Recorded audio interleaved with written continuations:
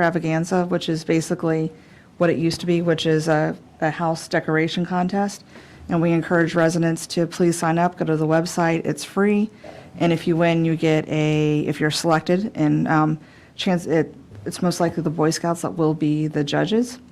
And if you win, you get a yard sign, and you're brought back here in January, and recognized.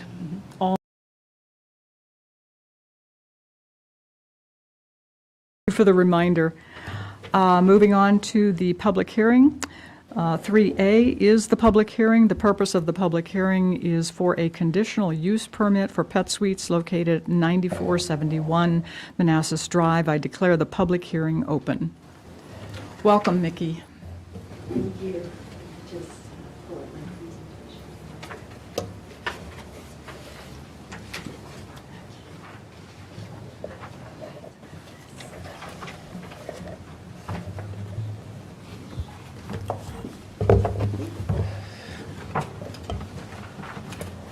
Good evening, Mayor and members of council. I am Michelle Berry, the Planning and Zoning Administrator for the city.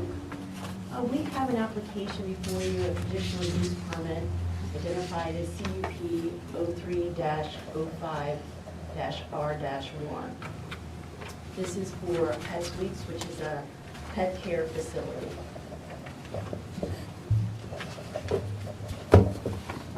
Here's an aerial view of the area and the location. There is an existing building on the site. Currently, Pet Suites is using that as an indoor pet care facility along with Pender Veterinarian Clinic. They're sharing that large building for vet and pet care uses. Across the street is the Palisades Apartments, and to the east is the Merit School. It's a preschool, and to the north you can see that that is vacant property.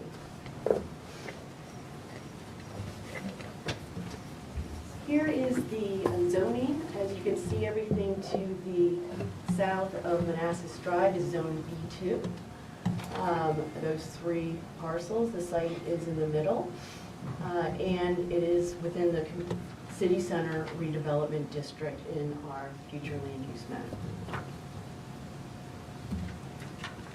So here's a better photo of the site. You can see the Merit School along with the play area to the most east of that property. It gives you a little idea. And you can see the parking lot for the Pet Suites building on that east side. And you'll notice that there's evergreen between the properties along the property boundary. And just to the south, you see all those trees. That is a combination of undeveloped property for the Diocese of Arlington, as well as a portion of it is open space for the Walker Station development that's technically in Prince William County, but it's the apartment and townhouse complex that's along Railroad Drive, where it terminates and it goes into Prince William County.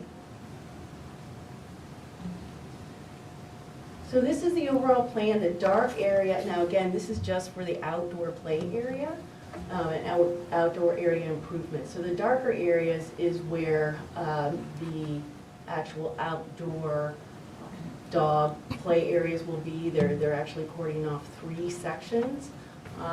One will be used for small dogs, the other for large, and then one will be used for one-on-one play, as is done with their services at the pet care facility. There is that area to the right is a large bioretention facility, and that is accommodating and dealing with stormwater due to the outdoor development, and will treat runoff from the parking lot. Okay, so here's an enlarged area. I know that previous slide was not visible too well. So you can see the 3 different play areas in the back of the building, and there is a wall and fence that will be surrounding the property. The fence will be 7 feet tall, and it's on the back. There is a small little retaining wall that's above the grade there. And then to the east, there's actually about a 4-foot wall on that location. And you can see how they're gonna show the dogs and get the dogs to the outdoor location as the openings from the rear of the building. This is more just a focus of the bioretention facility. You can see it's basically the open space of the property from the property line adjoining the Merit School to basically the existing building. And that will be filled with mulch and plantings to treat the runoff. So they're also doing a few improvements on the side. This technically already exists. And so the picture above is the site plan showing the number of kennels that will be there. You can see 2 in the bottom right photo. So there will be a total of 8 of those. And then they're cordoning off with a 7-foot fence that area between the parking lot and the entryway to the play area. And I have a better photo of that coming. So, and this area where you see the concrete patios will be the, I call them Privy Panels. So this is where the dogs will go to the bathroom. They will be doing this, of course, on a daily basis, starting from 6:30 until 8 p.m. at night, taking turns for the dogs to use the bathroom. And then once they're done, of course, the solid matter is cleaned up immediately, and they will also take out trash once a day for every trash can within the facility and place it in the site dumpster, which will be removed on a weekly basis. Since we're at this point, they are proposing cleaning methods, which they will disinfect the outdoor areas as well as the inside on a daily basis. So that is to prevent odor, and in addition, they will be doing a weekly bioenzymatic cleaner for the outdoor area, which will also help break down some waste products as well as odor control.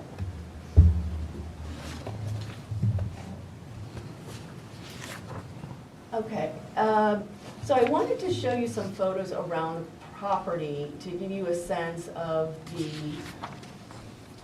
difference in topography. Of course, one of the issues surrounding an outdoor dog area, of course, is noise and odor. So it was important to evaluate the location of the surrounding buildings as well as what's there existing.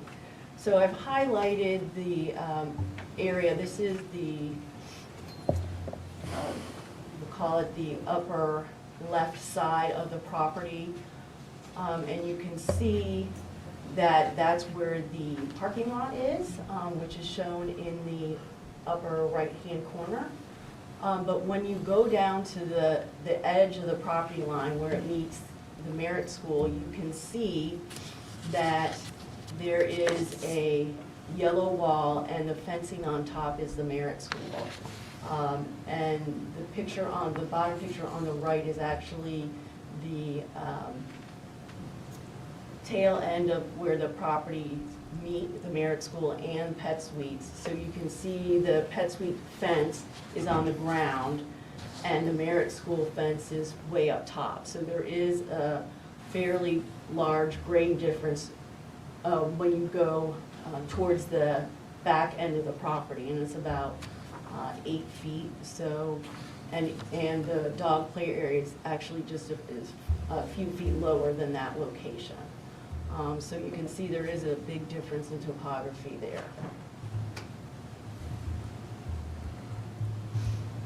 So on the opposite side, now this is an area where the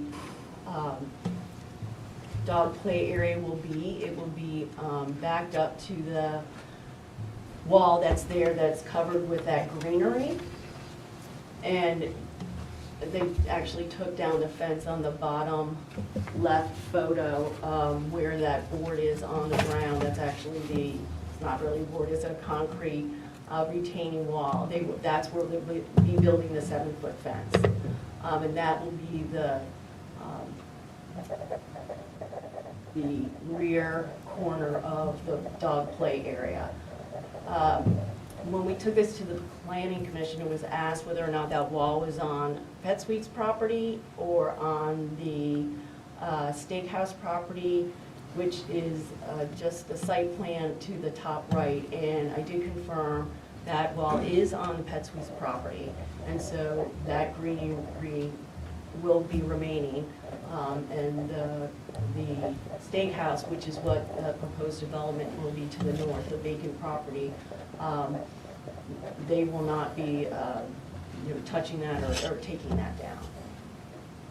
And then there's about a 4-foot difference between this elevation and the property to the north, the proposed steakhouse. I highlighted that area. I'm going to show you an enlarged site plan on the next slide, but that's really showing the fence line there. And you can see how it's about 80 feet from the proposed steakhouse to the outer regions of the dog play area. And there is a 4-foot elevation between them. So this didn't turn out so well, but you can kind of see on the bottom, that is the Pet Suites building. And then the highlighted area is showing where the fencing is, where that greenery is. And then this is the pending site plan for the steakhouse. And you can see it's kind of in the middle of the property. The distance is a little more than 80 feet from the play area. And again, the elevation is a bit higher. So also with the distance and the elevation, just wanted to mention, of course, the project will be submitted to, or will have to comply with the noise ordinance, which requires that if the dogs bark for 1 minute for 10 consecutive minutes, at least 1 minute for 10 consecutive minutes, that would be a violation of the noise ordinance if you're 50 feet away from the animal.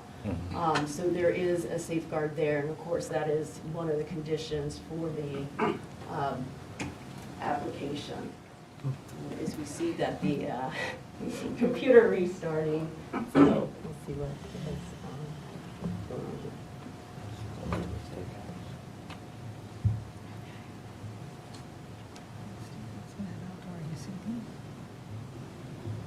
It doesn't look like it does. Probably so. Not on the backside. Actually, slides. It doesn't look like it has anything on the backside though. Other than land. Yeah. The dogs probably needs to be out about Yeah. 9:30 during dinner time. The smell is multiple dogs. They can take away that bathroom. Okay. So, again, I'm just ending my visual presentation with the up-close photo of the Pet Suite building and site. I did want to also highlight just a few items of other concerns, and that is the environmental issues. So, so in the staff report, if you read it, it talked about we are concerned there's an outfall pipe underneath the dog play area that will outfall to what's beyond that fence line there and just drain on the surface. So we had asked the applicant to contact DEQ to see if any kind of permit would be required, a Virginia discharge and elimination plan. And after the staff report, we did find out that DEQ said that they did not have any issues and they do not believe either an MS4 permit or a pollution and discharge elimination system permit would be required.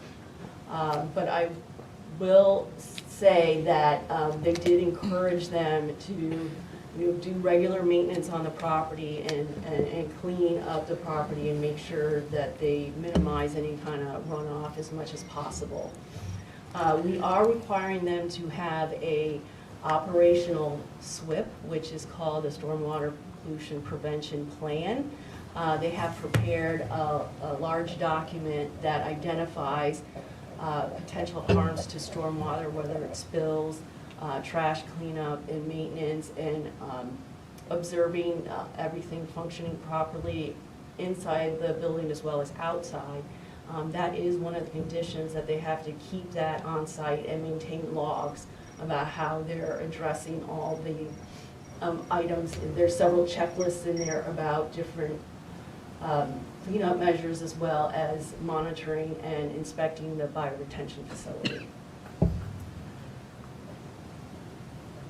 And one other item I wanted to address was lighting. If you saw some of the photos, there is lighting in the back of the property. We do have a condition that says that there should be no glare that is coming off-site. So if we do get a complaint, we will follow up and ensure that they're meeting the lighting requirements. Again, most of the property will be commercial. The diocesan property will most likely be a place of worship. We do think it will be a distance from the building and of course the property line, because there is an intermittent stream between the two, and usually that area is just left as open space, so the development won't get too close to the property and hopefully have enough distance between the play area and the place of worship to not cause too much concern. And then just of note, I did go to the Merritt School and just talk briefly with staff members there and asked them if they had heard noise from the dogs as they're currently operating. And the lady I spoke to said no, she couldn't hear it, and that actually the noise that's the loudest is actually the traffic. You can hear the dogs in the parking lot, though. So, you know, there certainly is. You can hear the barking. When I walked around, you could certainly hear it. And of course, when you're close to the back of the building, you can hear the dogs inside. So there of course will be some barking noise, but I think the distances between the properties and the elevation differences will help in that regard. So finally, staff is recommending approval. We do believe that this application is in conformance with a comprehensive plan. This is a commercial use in the city center district. We are also expecting an increase in our residential areas and units in the near future. So we hope that our new residents would avail themselves of this amenity, and close by as well for those who have dogs. And then I failed to mention, because I think it's important, dogs will not be kept outside overnight, and nor will they be fed outside. And then lastly, the Planning Commission on November 10th recommended approval, subject to a minor change in the conditions which allowed all of the identified uses to stand on their own. So if one lapsed within a year, the other uses could continue. And the uses are the vet clinic, pet grooming, pet daycare, and kenneling indoor or outdoor. So I'd be happy to answer any questions you have. Oh, thank you, Mickey. That was very good. I noticed it was 80 to 100 dogs maximum around the holidays. Yes. Is that all at one time? Yes, that is my understanding. Okay, The 'cause- applicant should be online to answer those further questions. That is the maximum they do anticipate, and outside all at one time, yes. I Okay, did that's clarify a lot of dogs. Yes. it How is a many lot of staffers dogs. will they have watching those dogs? Well, there's always somebody on site. I think the total amount of employees they'll have is 12. I mean, when they go to the bathroom, somebody is taking them via leash and then putting them in that kennel. And then they do have people outside in the play areas. I don't know the exact number of staff, but I think there will be more than one, but I'd have to defer to the applicant on that. Yeah, I would, we have are set up to run, if we're in the group setting, we'll have one staff member for every 25 dogs. So if we have a yard with more than 25, there'll be 2 people in there. Okay. And if there's 100 dogs, you'll have 4 people? Well, there probably, yeah, if that was the case, that would be the case, but we wouldn't anticipate having 100 in group. That would be a total of whatever we have in both large group and small group, plus individual dogs and potty walks. So I wouldn't anticipate 100 dogs in group, but if that were to happen, that would be what we would do, yes. I think that's probably a very Okay. rare occurrence, but the applicant can speak to that. I think that was basically, I asked for the maximum amount that they would anticipate. So I don't think that's going to be the normal day-to-day number. Okay, thank you. No, that would be a significant holiday, like a Thanksgiving or something like that. Okay, thank you. Questions or comments from the governing body? Questions, comments? Yes, Vice Mayor Banks. First, thanks, Mickey, for the presentation. Can you please turn to the slide with the restaurant? Okay. I just want to make sure there's no outdoor seating.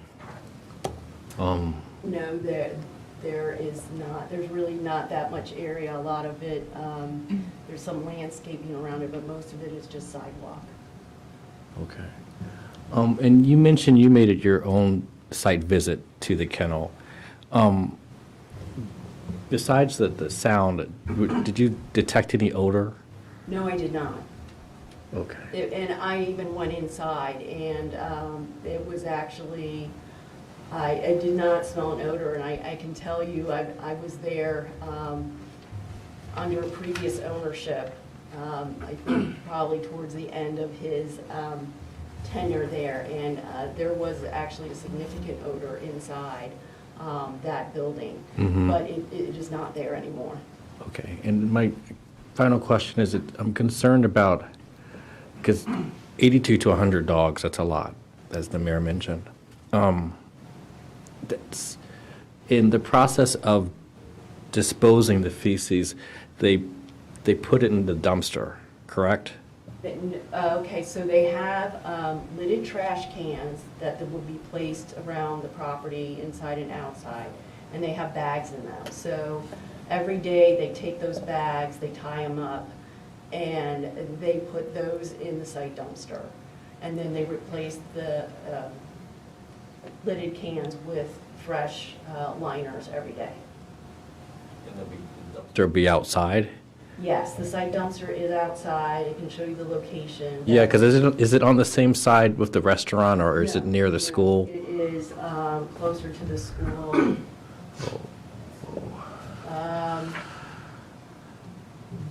You can, on the upper right-hand corner, you see that little blue box? That's where the dumpster is. So it's at the edge of the parking lot.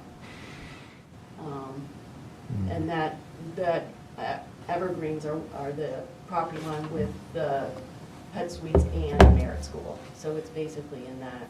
And that dumpster is the type that's got the cover, that's fully covered, nothing's Yes. open and exposed? That's correct. Because I fear one sunny day that there's 100 dogs and the wind happens to blow, in either direction, to the school or to the restaurant, that would be an odor concern. I believe we have a condition that states that the dumpster needs to be lidded at all times except for when they're emptying it or putting in trash. Let's see if I can. Dumpster, right. It says, site dumpster shall be equipped with a lid or lids or sliding doors that shall remain closed except when the dumpster is being used or emptied. And then they have to empty it on a weekly basis. Right, Or, just, on that's of course a minimum. They could do it if need be, more than that. But just once a week. that's the minimum they could do. So in terms of, I looked in the cup, it's the last sentence, any odor complaint that is confirmed by staff will be addressed immediately by the applicant. Is there any way where if it's a complaint that the city receives and then presents it to the pet suites that they will take our concern seriously and try to, remedy that issue? Well, that's what we hope. I mean, it's their responsibility to fix the issue, but certainly, and we would be probably the one, our code enforcement officer would go out to discuss the issue with the property owner or the tenant and say, we've gotten a complaint about odors, can you take care of this? And then we would check back, the next day or whatever. So that is really how we anticipate dealing with that. But it is up to the applicant to, of course, make those changes or clean up the offensive odors or waste of some sort. Sure. And is there any soundproofing of the building? Like they're going to provide any extra insulation to provide the soundproofing? Because that's 100 dogs, that's a lot. I could hear the dogs through the building, so my guess is no. And I don't think it was constructed that way either, and I don't think they did. They did come in and get a few building permits for interior renovations, but I don't think any kind of soundproofing was part of that. But the applicant may have an idea. Okay. All right, that's it. Thanks. Yeah, so we don't have a lot of great information on the existing building. We purchased the building from the previous owner. I know there are some concrete walls constructed for the bottom portion of the building. The upper portion, I don't think is concrete. We didn't do any additional sound mitigation because sound has not ever been a concern that's been raised to us from any of the neighbors in the city. So we haven't done any sound abatement or any additional materials inside the building. And I would like to point out the bottom right photo. So where you see that fencing up there with the brick columns, that's actually the parking lot. And so there's a huge difference in elevation. So that is where the bottom of the building is to the left. So there is a lot of grade difference. But I did walk the parking lot. You could hear the dogs, but based on my conversation with the merit school, they could not hear it being on their property. And how many dogs are in the present kennel? I don't know. I know I'd have to ask the applicant. I mean, there were a few dogs. I don't know if they're up to their But not 100. anticipated capacity. Right. But, I mean, people were there dropping off their dogs for daycare when I was in there, so. They're typically running right now between 40 and 50 dogs, especially over the weekends. Yeah. Okay, thank you. Vice Mayor Banks brought up the restaurant. If that restaurant should plan outdoor dining, is there anything that you would see that would be problematic? Yes. Well, I certainly would have concerns. If, we would have to really monitor the play area to see about the noise and possible odor. The trick is that this is coming in first as a conditional use permit as opposed to the steakhouse, which is a by right use. I wouldn't, if there were going to be any outdoor dining, I would encourage it on the other side of the building, and certainly not at the, edge where the two properties join. They do have a parking strip between their two. So all the dark area is the proposed pavement. So you can see these landscape islands on the bottom that look like upside down U's. and then those are the parking spaces. But in between the property line, that dark dashed line, and those landscape islands, that is a landscaping strip of 10 feet. They will be putting a few trees in there, so that you'll have that vegetative wall and then a few trees.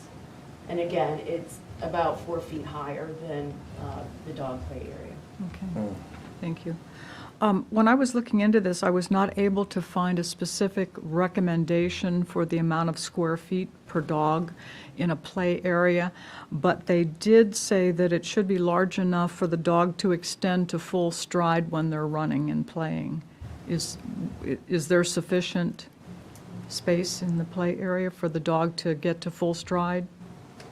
Well, I think it depends on the numbers. I think, I'm not an expert in that. I do see that the numbers are a concern because, of course, the number of dogs you have, the less area they have to play. I think, can the applicant respond to that question? Because I wouldn't be able to answer that.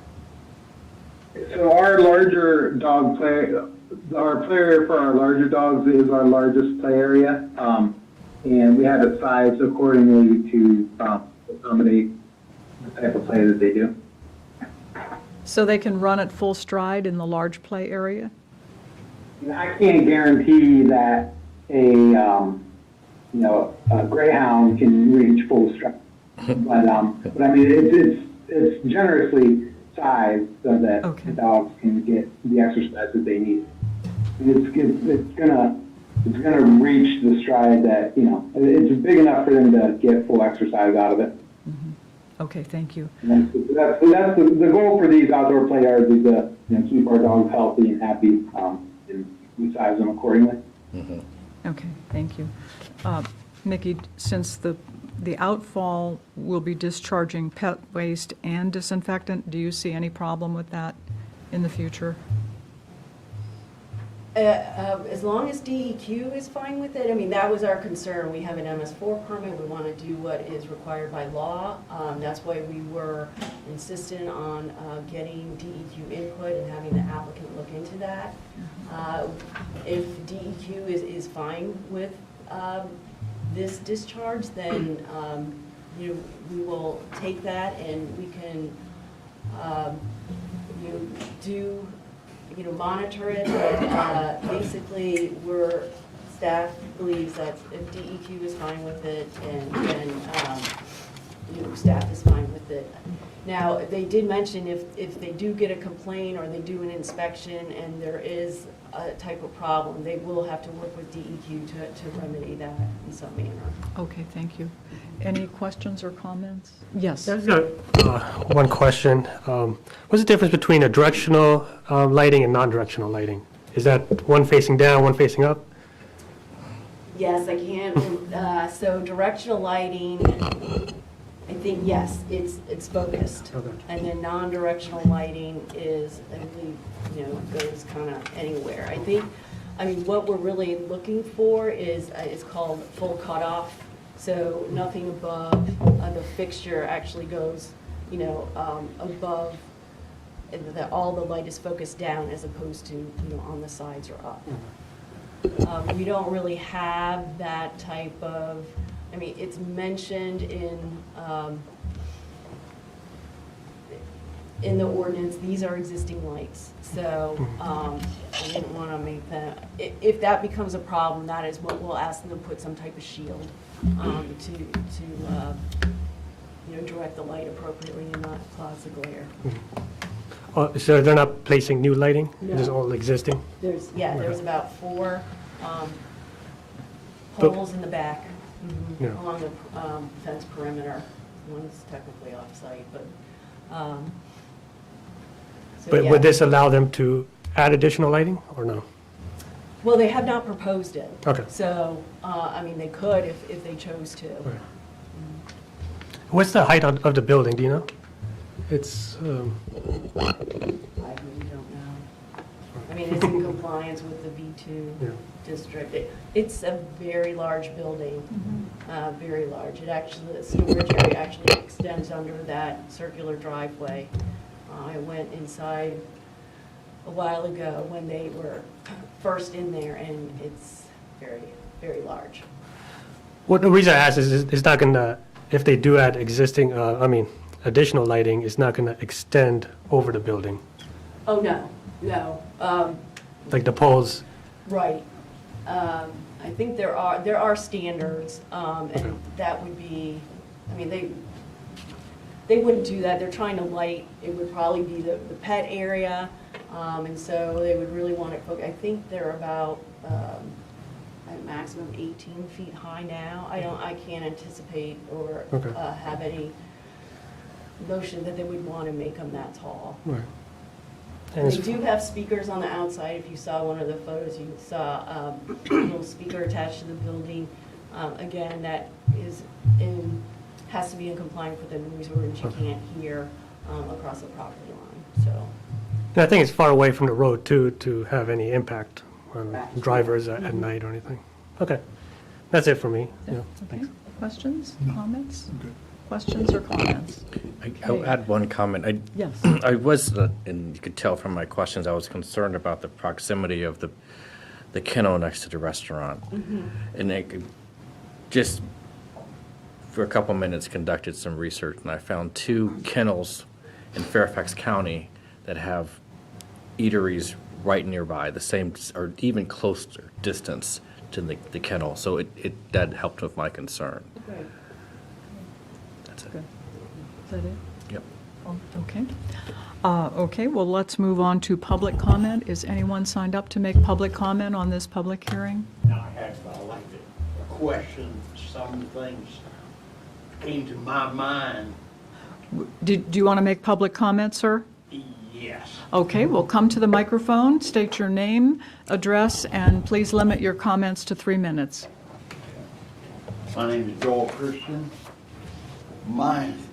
Has anybody thought, middle of the summer, for the dumpster near the restaurant, when it hits 100 degrees, 3-4 days, and the dumpsters, people don't come on weekends, that the dog's property, it will be smelling. And like I said, the restaurant, I don't want to go to a restaurant, you're gonna have it, you're gonna be smelling. My second thing is, one person for 25 dogs. And out of them 25 dogs, how many of them dogs are the alpha dogs? Is one person enough to stop a fight? The dogs will attack each other. One person to me is not enough. Is not enough. And is it a chain link fence or a solid fence? Keeping the dogs inside. Because somebody come walking by, oh, cute doggy. Guess what? You got a dog bite. That's the 3 things that came to my mind. Yeah. It's up to y'all now. Okay, thank you for your comments, sir. Is there anyone else who would like to make public comment? Okay, seeing none, seeing no one and hearing no one, do we have a motion to close the public hearing? So moved. Second. All in favor? Aye. Opposed, abstained, motion carries. The public hearing is closed. We will vote on this next Tuesday, is that correct? Before we move on to number 4, I was informed that the sound was not working for the first several minutes of the video, so I would ask Councilmember Hampton to please repeat her public service comment. Sure. For the folks at home, and this is regarding the Winter Light Extravaganza, which back in the day was the Christmas house decorating contest, where it's now open for folks to register. So we're asking Manassas Park residents and even businesses that if they are interested, if they already have their house all decorated, to please go to the city website, pull down the registration form, and send it in. The registration for this event ends on the 13th. The winners will receive a yard sign that'll be displayed in their yard. In addition, they'll be recognized in a meeting in January. And it's free of charge, and the Boy Scouts will most likely be serving, or I should say the Scouts will most likely be serving as the judges. Okay, thank you. Okay, item 4 is a resolution recognizing Roland Hackney for an excellent 33-year career with the City of Manassas Park. Whereas the governing body of the City of Manassas Park are extremely grateful for the great service provided to our community by all of our employees, and whereas the governing body desires to recognize outstanding performance of our employees as they accomplish important projects and career milestones, innovate solutions, and/or are recognized by residents and/or partners in our community and region for their outstanding work. And whereas Roland Hackney is retiring after 33 years of service with the City of Manassas Park. And whereas Roland started his career with the City of Manassas Park on December 19th, 1988. And whereas Roland has served the Fire and Rescue Department as a mentor and informal leader to all of those he has worked with. And whereas Roland will retire from the City of Manassas Park Fire and Rescue Department as the longest tenured employee in department history. He will be one of only 5 people to retire from the City of Manassas Park Fire and Rescue Department. And whereas Roland dedicated himself to serving our residents and keeping them safe for 33 years displaying courage, professionalism, dedication, and loyalty to those he served faithfully. Now therefore be it resolved that the governing body hereby recognizes the excellent 33-year career and dedication of Roland Hackney in helping keep our city safe. Be it further resolved that Roland Hackney is awarded with an Employee Spotlight Award certificate for his outstanding career by the governing body and signed by the mayor and the city manager of Manassas Park. Do we have a motion? So moved. Second. All in favor? Aye. Opposed? Abstained? Motion carries. Thank you, Mr. Hackney.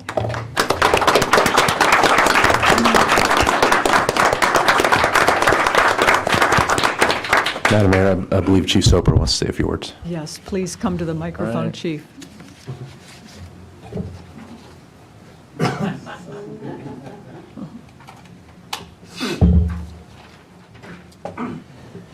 Good evening, Mayor, members of the governing body. First of all, thank you for that, for the Spotlight Award for Mr. Hackney. Last time we called him Mr. Hackney, or Roland, call him Hack the rest of the night. So, if we grabbed a dictionary and looked up integrity or professionalism, that's what you're going to see. That's what the city got for 33 years. A guy that just went through multiple injuries, a battle of COVID. Nothing kept him down. He bounced right back, came back. I'm going to go out on my terms, and he went out on his terms. For that, my friend, I highly proud to call you my friend and colleague. And, so, not only did we lose a colleague and an employee, but there's not a person that didn't work with you in the past or currently that will ever say a bad word about the staff. He's the role model of that department. Like I said, for 33 years, he was there. Day one, I walked in the fire station, scared to death of what I was going to find. I found this young man that was really put together, like Preston Banks. Kind of like what Chief used to be.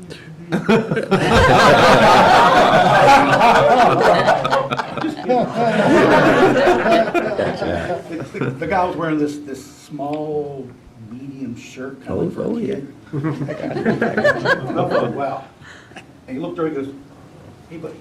And from that day on, I knew my career here was going to be good. So as friends, we've traveled all over, football games to Dallas, to Cleveland, to the Hall of Fame. So I'm losing a colleague, but I'll still always have a great friend. And I'm telling you, you're welcome to come back to the fire station any day. Even though he's retired December 1st, he hasn't left yet. He's been there every day. But anyway, thank you, friend.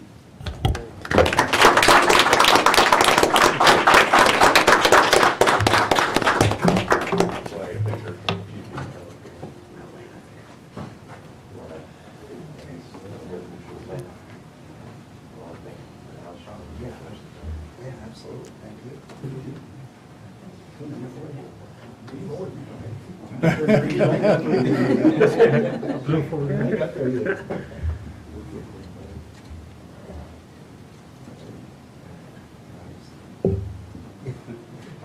guys. Thank you. Thank you. Thank you. Thank you, Hack.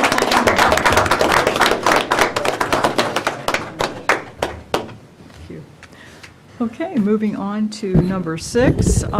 Item number 6 is the formation of a policy document working group, and Councilmember Moore will be spearheading this. Would you like to say a few words on that? Absolutely, Madam Mayor. First of all, this item number 6, is being brought to the governing body for consideration this evening because as a new council person on this dais, there were times where I didn't quite understand the process or procedure or the traditions of the Manassas Park governing body.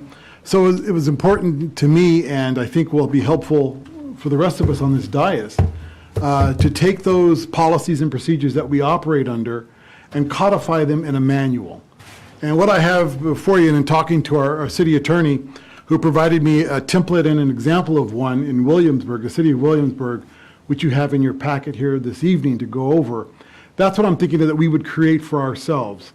And so I'd like to form this ad hoc subcommittee, myself and the mayor, to work on that document and then bring it back to the governing body for your approval once it's been drafted and it's in fine form.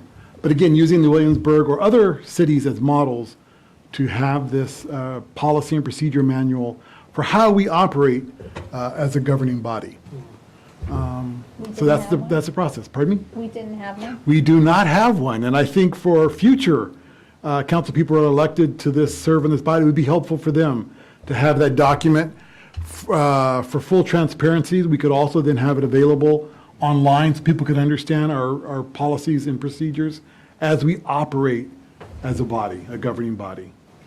So that's the process, and I look forward to working with the mayor in helping draft this document and bringing to you for the body's approval. Do you want to say a few words, City Attorney? Well, so this is something that I was going to take on a couple of years ago, but things got a little busy here, and I haven't had the chance to do it. I was speaking with Councilmember Moore, and when he was a little bit frustrated by a lot of this stuff. And, I just mentioned this to him, and he decided he wanted to take it on. So I think it's a great idea. Williamsburg is the one that I found that was best, okay, but it's got a lot more stuff in it than I think we need. Right.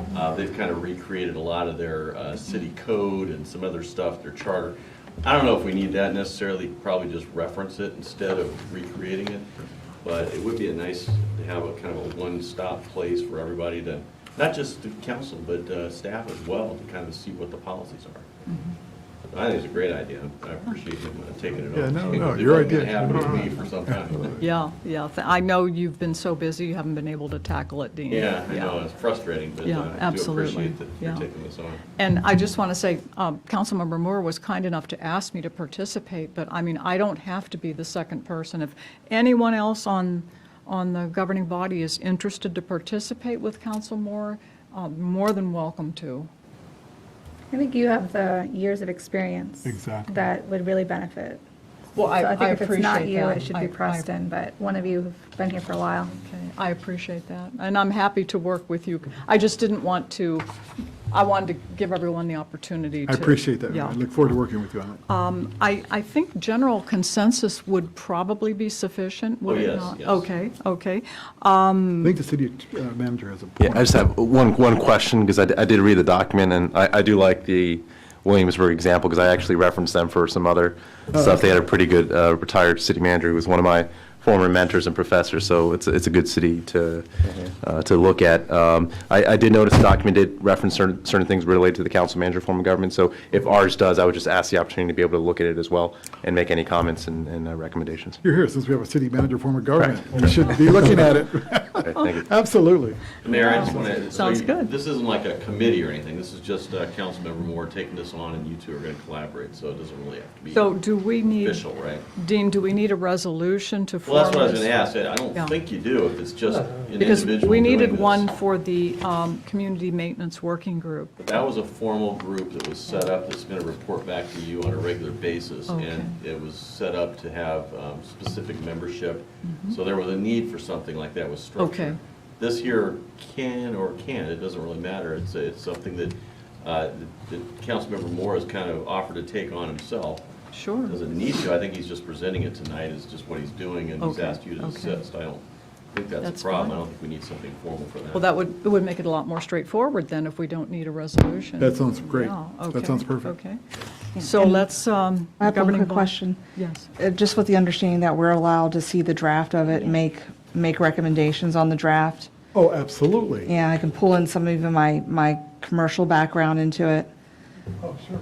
No. And I wonder, you. so you had mentioned before there might be some policies you want to propose to be a part of this that aren't already in existence, rather than just pulling them all together in one nice form.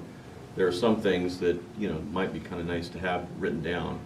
You would then vote on it, obviously, when it comes before you, and you'd collaborate in the meantime on, what you think would be good to be in these policies. I'm assuming you'd be emailing back and forth on what you'd want in there. But it would be voted on at a meeting when it's ready to go. And it will be a living document that will, grow and change throughout time as we modify how we as a body work and have our procedures and policies. Sounds good. Okay. Is everyone in agreement? Yes. Super. Very good, super, yeah. Okay. Thank you, Dean. We're on our way. Okay, next is consent agenda. Consent agenda consists of the approval of the minutes of November 16th, 2021. Moved. All in favor? Aye. Opposed, abstained, motion carries. Thank you. Okay, 8A is penalty for violating vehicle license and decal requirements, the public hearing having been held already on November 16th. Yeah, I'm just here to answer any questions if you have. I don't think there's a whole lot to add. I mean, the questions were asked, and background information was provided at the public hearings. It's just for a vote, unless you have any additional questions of me. Last minute questions or comments? No? Okay, good. Staff recommendation is that the governing body adopt the attached ordinance to amend section 14-122 of the city code to provide that failure to comply with vehicle licensing and decal display requirements shall constitute a separate offense every 30 days. So moved. Second. All in favor? Aye. Opposed? Abstained? Motion carries unanimously. Thank you. Thank you, Dean. Okay, moving on to IT Downtown Library would be next on the agenda, since we moved it up. Okay. Hi. Oh, that's a reminder. I have to get my interlibrary loan book back to That's why she's here. Good evening, Mayor and members of the governing body. I do not have the recommendation or anything up for you guys all to look at the screen, but I believe you all have it in front of you. This is a document that we went through, both LS&S along with City IT, to discuss all of the IT needs for the new downtown library. So we are just here to get approval to start ordering, as there is a delay with some IT due to the chip shortage and everything with COVID. So the sooner we can start to order, the better for making sure that we open with all of the necessary technology items. Thank you. Any comments or questions? I do. Yes. When I was looking through this, I noticed that there's hopefully I read it correctly, a 3D printer, Yes. and it looked like virtual reality gear. Yes. So what I wanted to know is, how does that fit into the mission of the library? Yeah, so it is they're both going to be used for programming purposes, and so we can use them to teach basic coding and educational programs with all ages really, though oftentimes it is focused on school-aged or teenagers. And so they can teach basic coding, basic graphic design in both spaces, both with 3D printers and VR. Because then they can actually, with VR, they can actually enter into their own space that they created within a variety of different VR applications that allow for open source. Okay. And is this program going to be done in conjunction with the high school? It might be. We don't have anything fully in place yet in terms of a formal program. Those are just typical uses for 3D printers and VRs in libraries. Okay. Because I asked that question because when we did the tour of the high school, they have a STEM program, Yes, and it just seems like that's just a natural affiliation. definitely. Okay. And then I know that 3D printers tend to be a little bit on the higher side, and I imagine so are I don't know what you would use for the 3D printer. So like a regular printer, you use, was it toner and such? Filament. Okay. How expensive is the filament? And so I guess what I'm looking for is what's the total cost of ownership? Because we're going to have this one-time cost, but there's going to be long-term costs with it. Yeah, filament's actually fairly inexpensive. You can get quite a few reels for under $100, and the reels can last, depending on what you're creating, can last for quite a while. I don't have specific numbers, though I can get them for you if you would like. But it's very reasonable. Many libraries use them in their maker spaces and are easily able to include them in their regular programming budget. Those are all the questions I have. Okay. Any other comments or questions? Or questions? You look puzzled. Do you have a question? Well, I guess a last question. For our agreement with LSNS, they provide a certain cap for materials? Yeah, so this is more the capital side budget for creation, Yeah. but then every year we have a operating budget, which includes kind of the salaries, and then also any materials and any equipment that are part of that. So that's already built Right. into the budget model. Okay. And then, so this cost is extra on top of? Yeah, this is just one-time Right. capital expenditures. We laid it out at the last year's CIP. It's over 2 fiscal years, starting in FY '22, completed in FY '23, to procure different items. And for each item, so for technology, Don is our staff contact who works with Holly and LSNS to review all the items, determines what the city should procure on its own, and then what LSS has the better, I guess, ability to buy on our behalf. And then Jay looks at the furniture and other equipment with Holly and LSNS to determine, again, what makes more sense for Parks and Rec to purchase versus what makes more sense for LSNS to purchase. Okay. So these are one-time expenditures. And then last question is, our monthly payment to LSNS is just operational? Yeah, it's just operational, which includes salaries and then materials. Okay. Like books, materials? Yeah, books, but also it could be technology, if furniture breaks down, Right. all that stuff is kind of built into the annual operating. Okay. Yeah, if we need to do, I imagine though, because we're going to have ownership of these items. Right. It's our library, so I imagine in 10, 15 years, or as things arise, just like in every other department, you're going to have new CIP items for replacement for items, just like for other departments. Yeah, I just want to Yeah. clear that we're not double spending. No, those are just for maintenance, Okay. right? Or continuing to upgrade. Like for materials, there's always new books coming out. Right. So you want to keep building your capacity and Yeah. updating your materials. All right, thank you. And you have ongoing fees for different subscriptions Right. that you had to pay on a regular basis as well. Councilmember Moore? Yeah, I had a quick question, and that is, did the library board approve this budget? Did they review this and also adopt this as well? So since it is an advisory board, they don't need to review the budget. They make recommendations more on policy Okay. and programming for the library, but budgeting is Just us. it's really They more don't look at it or myself review? to you all, yeah. Okay, very good. Any other questions or comments? You look puzzled. Yeah, I think I have one more question. Regarding the programs where the patrons are able to, especially the young ones, learn how to do coding and such, is there a fee attached to it?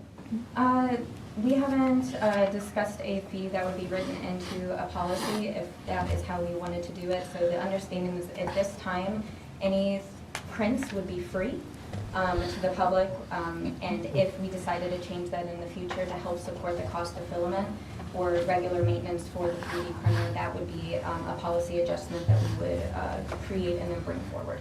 What do other jurisdictions do for programs like this? All depends. I worked at libraries where it is completely free, everything 100%, and I've worked at, or I've known about other places that require like 25 cents per certain amount of filament that they're using, or a flat fee of $20 or something like that. It really just depends on the jurisdiction. Thank you. And if that's something you guys want to look at, that's something that the Library Advisory Board could evaluate for you all and make a recommendation for you all. And there is one of your boards that you do appoint, the Planning Commission does review the CIP and makes recommendations to you all. So you do have another board that does look at the CIP items that presents that. That's done once a year for the entire CIP, but this was presented, the concept presented to them as well last year. If there are no more questions or comments, okay, then we will go ahead. Staff recommendation is that the governing body approve and authorize the city manager to sign the necessary contractual documents for the purchase of IT equipment via LSNS for an amount not to exceed $225,000 in FY '22 as presented, subject to final review by city attorney. Moved. Second. All in favor? Aye. Aye. Opposed? Abstained? Motion carries. Thank you very much. Okay, next is naming of Public Road B, Village of Manassas Park. Staff recommended 5 names. Since this came out, we've had 2 suggestions from the governing body, number 6 being Langston Drive in honor of John Mercer Langston, the first African-American to represent Virginia in Congress, and number 7, Naylor Drive or Naylor Street in honor of Samuel Naylor, a slave on the Liberia plantation who purchased his freedom during the Civil War and bought 50 acres of land in Manassas Park. Nothing to add, just looking for you all to give us your choice so we can let the developer know and our planning office. Open it up to conversation then. So is it just one street? It's just one street for right now. I think you're going to have the opportunity for, I think it's Road C, is that right, Mickey? When the site plan for 1B and Phase 2 come back to you all, Phase 2 of Phase 3, that's where you'll get the other, yeah, that's the road that goes behind the movie theater. Yes. So you'll get another crack at naming another road there. All the names are quite nice. I mean, they're all more than adequate. Yeah, Vice Mayor Banks? I would just mention a concern, and I mean, although I thank you for the work on the names of the roads, but, and also I just learned about the history of Manassas Park with that new name. Yes. I would refrain from using an individual's name on a street because of just the current climate, and just in case you never know what happens or gets discovered in the future of that individual we named the street on. So that would be my caution in our list of names. And I know no one is perfect, and everyone has something in their life. So who knows what may be discovered or found on a person that we choose. And that's it. You know, I don't have any problems with choosing a person's name because I think the rule of thumb is you don't name something after a person who's still alive because of that very problem. You wait until they die, and then you name them after they're deceased. Usually, if anything's going to come to light, it would probably have already come to light. So I would have no problem personally with someone's name. Yeah. That's just my caution. Well, when I was looking at the names, one thing that popped up to me is Union Mill Drive. There's already a Union Mill over in Centerville, and I thought just so that people don't get confused, that's probably a good idea to stay away from that one. Kind of with the East Conner Drive as well, east and west gets people confused, especially if your direction just, challenged like I am. I was leaning more towards Valor Way, not only for those in the past that were World War II residents and came here and settled here. Settled's the right word.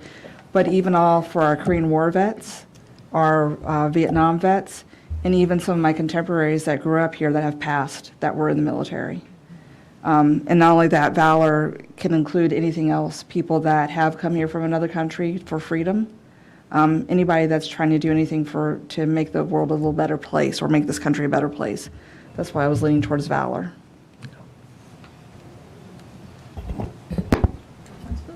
Go ahead. Well, first of all, I want to concur with our mayor as far as naming a street after a deceased individual. I think it does give us adequate time to do the research and history and know that, you know, what their life was like and what it stood for and the significance of that. So I think we can choose that. I'm going to recommend Naylor Street or Naylor Drive, given the rich history that I read about this slave and his wife who bought land right over there near Costello Park, where our community center is. That's an amazing story that people on our Parks and Rec have done research on. Recently, our city attorney has been looking into that plot of land where the cemetery is located. To me, it's just an amazing story that maybe our young people don't know about, and it's a way of elevating that story to the community of individuals that lived here in Manassas Park. So it's very real, and I hope that we can support that. That's my choice. I'm in agreement with Councilmember Moore. I think it is an amazing story, and I think it's really a story that's close to home. It's a person that really had land in Manassas Park. You know, so Absolutely. I would support that. I appreciate that. Yeah. Thank you, Mayor. I also support Naylor Drive. Oh, excellent. Thank you. Oh, yeah, sorry. I like the Naylor Drive. Like I said, there's local, there's a history dating back, back to the Civil War. I mean, I have no problem with it. Might I make a recommendation, since we're going to have another opportunity to name another street, then we pick Naylor, if that's what we want to do, and then we pick another name from the list in front of us. And Well, I wouldn't mind seeing new names if they I'd had like to new wait. names. Hey. I didn't love some of these, honestly. A new list would be good. I mean, we could have some carryover, but if something came up, I wouldn't want to limit us to not being able to consider it. Right. I have to admit that the infrastructure geek in me really liked Newcomen Drive, but that doesn't flow at all. It doesn't. And I understand that. I see that, yeah. But, yeah, I would say a new list would be a good idea. And there might be even more creative names come forward. Yeah. For that, yeah. Hey. So what is the will of the governing body? Preston? I like Valor Way. I think it encompasses the most people, right? Our veterans and even those in the military and now. first responders, and too. First responders. It just encompasses more people, and it stands for something that we all should take pride in and try to include in our lives. And we just honored 9/11, and I think that's just the appropriate name for it. Well, keep in mind, today is the 80th anniversary of Pearl Harbor. Yeah. It was at 2,000, I think, service people that passed away that day. Mm-hmm. So 4 are in favor of, unless I miss my guess, it's 4 in favor of Naylor Drive or Naylor Street? What do we want, Drive or Street? Drive. Drive. I like Drive. I like Drive. I mean, I'd Okay. prefer Street. Naylor Drive. Drive, okay. Yessie? I like both, so that's why Yeah. I'm gonna stay out and then, Okay. Okay, so the motion would be to choose, there was no motion included here, so the motion would be to name Public Road B in the Village of Manassas Park, Naylor Drive, in honor of Samuel Naylor. Do we have a motion? Yeah, I'll move. Second. All in favor? Aye. Opposed? Abstained? Hold on, we got to. Hold up. I'm sorry. If I could just Yes. say one thing. So, Okay.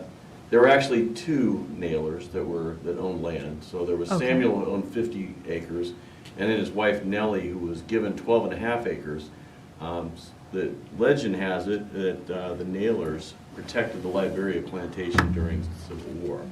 So that was kind of in gratitude for what they had done, the additional 12 and a half acres. But I just want to point out, I've been working with some of their descendants over there along Costello Park. Jay Swisher and his team have been working with them as well I think that it might be a good idea to let them know maybe before we name the street, and maybe it could be in honor of both Samuel and Nellie.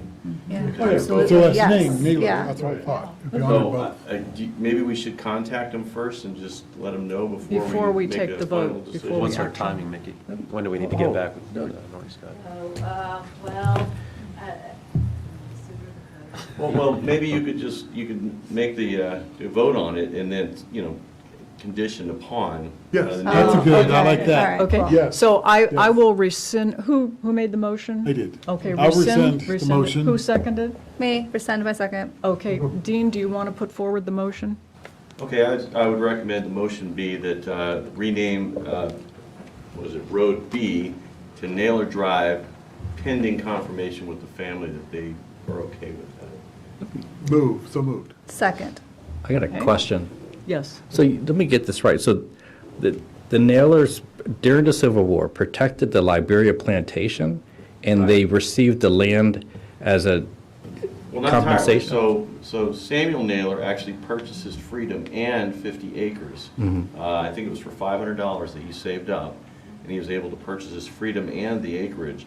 His wife was not freed until after the Civil War, and then they gave her 12.5 acres. The Ware family gave him 12.5 acres to her, and then they ended up giving it to, I think they had 7 children, and they ended up parceling it out and giving it to them. But ultimately, 3.5 acres were retained. Nellie, in her will, I believe, gave 3.5 acres to the family as a cemetery. Well, now we only have, it's a very small, not even 1/10 of an acre is left, but there's a lot of people buried there. They did an analysis and they believe there's like 50 or 60 people buried in this small cemetery. So a lot of history of Manassas Park, because that entire area, the 62.5 acres, was all within Manassas Park boundaries. It's a pretty interesting story. Yeah, it is. It's amazing. One I need to read more about. Absolutely. Yeah. Yeah. Because I just learned about it So that tonight. article that I sent via email, it's very informative. It's got a lot of interesting information in it. Can I just ask one thing, that we have a backup in case we don't do that? Because Valor. Valor Way. Valor Way. If they should say no to Naylor? Sure. Yeah, sure. Okay. That's a backup? Yeah, okay, okay. Okay, so who moved it? I moved. And who seconded? I seconded. Okay. All in favor? Aye. Opposed? Abstained? Abstain. Abstain. And Preston abstains. So did Laura, I. Two abstains. I'm sorry, 2 abstentions, okay, thank you. Three. Yes, see two. Oh, 3 abstentions, okay, okay. The rebels down, down here. No, that's perfectly fine. Oh, Preston, I was going to say, the City of Manassas Museum, they have Yeah. a good history on that, too. It was, Yeah. they did a presentation, too, a while back with City of Manassas. Yeah. They kind of joined it, but it was interesting material. A lot of people, I didn't know it until they presented it, Yeah. that he had owned it. It is fascinating. Right, but the City of Manassas Museum out there, they have information on that. Yeah. Next item is review legislative agenda for the 2022 General Assembly session. I think the governing body has probably had time to review this. Are there any comments? I just really liked the electric vehicle request, infrastructure request. Thank you for including. Good.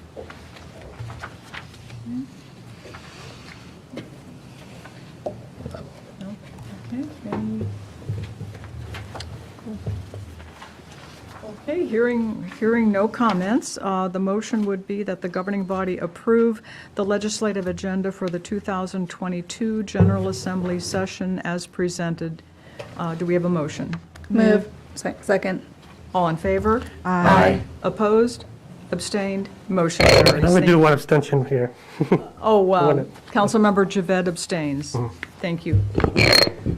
Okay, the next one is ordinance ratification of a one-time extension for real estate property taxes due and payable. Mayor, members of the governing body, I prepared this at your request because we had some software issues with our financial software system. The bills were not prepared and sent out in time. I think there was about a 2-week delay, so this would extend it, the deadline to pay property tax, real estate property taxes by 2 weeks. Because they're due on the 5th, because 5th is a Sunday, automatically goes to the 6th. This would take it to the 20th. So that people would have an extra couple weeks to pay. Questions or comments for Dean? No. Okay, do you want to state the motion, Dean? Yes, the governing body approved the ordinance to extend the deadline for payment of the first half of 2022 real estate property taxes to December 20th, 2021. We have a motion? Move. Second. All in favor? Aye. Opposed? Abstained? Motion carries. Thank you, Dean. Okay, you might as well stay up there. Okay, the next item is FOIA Bill HB 2000, letter of concern describing how this would be an unfunded mandate for the city and the potential for abuse by the requester. Go ahead. So I prepared this letter with the mayor. I brought this to the attention of the governing body because of the potential impact to the city. Small localities have a hard time as it is responding to FOIA requests because we have small staff. A lot of times staff members have multiple hats they have to wear, which means under FOIA you're supposed to find the least expensive person who is able to provide the documents. Oftentimes that means we have to have somebody who is familiar with the documents, can go in there to determine whether or not there's a privilege or they're confidential. A lot of times that means it's going to be the director or the deputy director. House Bill 2000 would put a cap of $33 per hour that we could charge somebody for the time, staff time. $33 is not necessarily going to cover it. And oftentimes as well, as an aside, if it's not the director or the deputy and it's someone else, they are hourly wage earners, and that means that every hour they're doing that is not an hour they're not working on their primary job. It means oftentimes they have to put in extra time, so we're paying them time and a half to do their actual job. The other part of this is that it allows for the first 2 hours of staff time to be free. Okay, and you can do this up to, I think it's 4 or 5 times in the 30-day period. I believe that that will encourage people to take a very complex, overly broad FOIA request, break it down into chunks that will take 2 hours or less each, so they can get basically the free FOIA request. The charging for a FOIA request isn't necessary. It's not designed to deter people from doing it. It's designed to make it more efficient. So a lot of times what we'll get is somebody who they want a document and they send a FOIA request in, and it's just this huge net that they cast, ends up producing thousands of documents, many thousands. And we have to go through that. So what we typically do is we estimate the amount of time, we give them that figure, kind of freaks them out, and then we say, tell us exactly what it is you need, and we will get that for you. A lot of times we end up not even charging them because it was really just 1 or 2 documents they wanted, and they just hadn't put a whole lot of thought into it. Sometimes they do end up paying a little bit, but they're usually willing to do it. Most of the time that we get the large document production, it's a company in Virginia that wants something because they're going to make some money on it, and they're more than happy to pay it. Other times we get is a litigant, someone who wants to sue the city or is thinking about suing the city. They'll get an attorney that will issue a FOIA request. Again, they're going to throw this net out there, and then we're supposed to respond to this. They don't care how much it's going to cost. So there was some concern about, well, this is kind of unfair. Well, usually the large ones that we see are not really the person, the resident who just wants to find something out. It's usually someone who's a litigant, or it could be a resident that's just really mad at the city, and they're just going to stick it to us somehow. And we've had some of that as well. So I think that this is a bill that is well intended, but I think it's too broad. It doesn't really address the need or the intent. My understanding is the intent is that to try and limit the cost for issues associated with parents wanting to know wanting to get information about something that happened to their children. I mean, a couple of the examples I was given, that were really extreme, that have been in the papers lately, had to do with children and parents that are concerned about their children. I think we could probably get a bill that was very narrowly tailored for that purpose.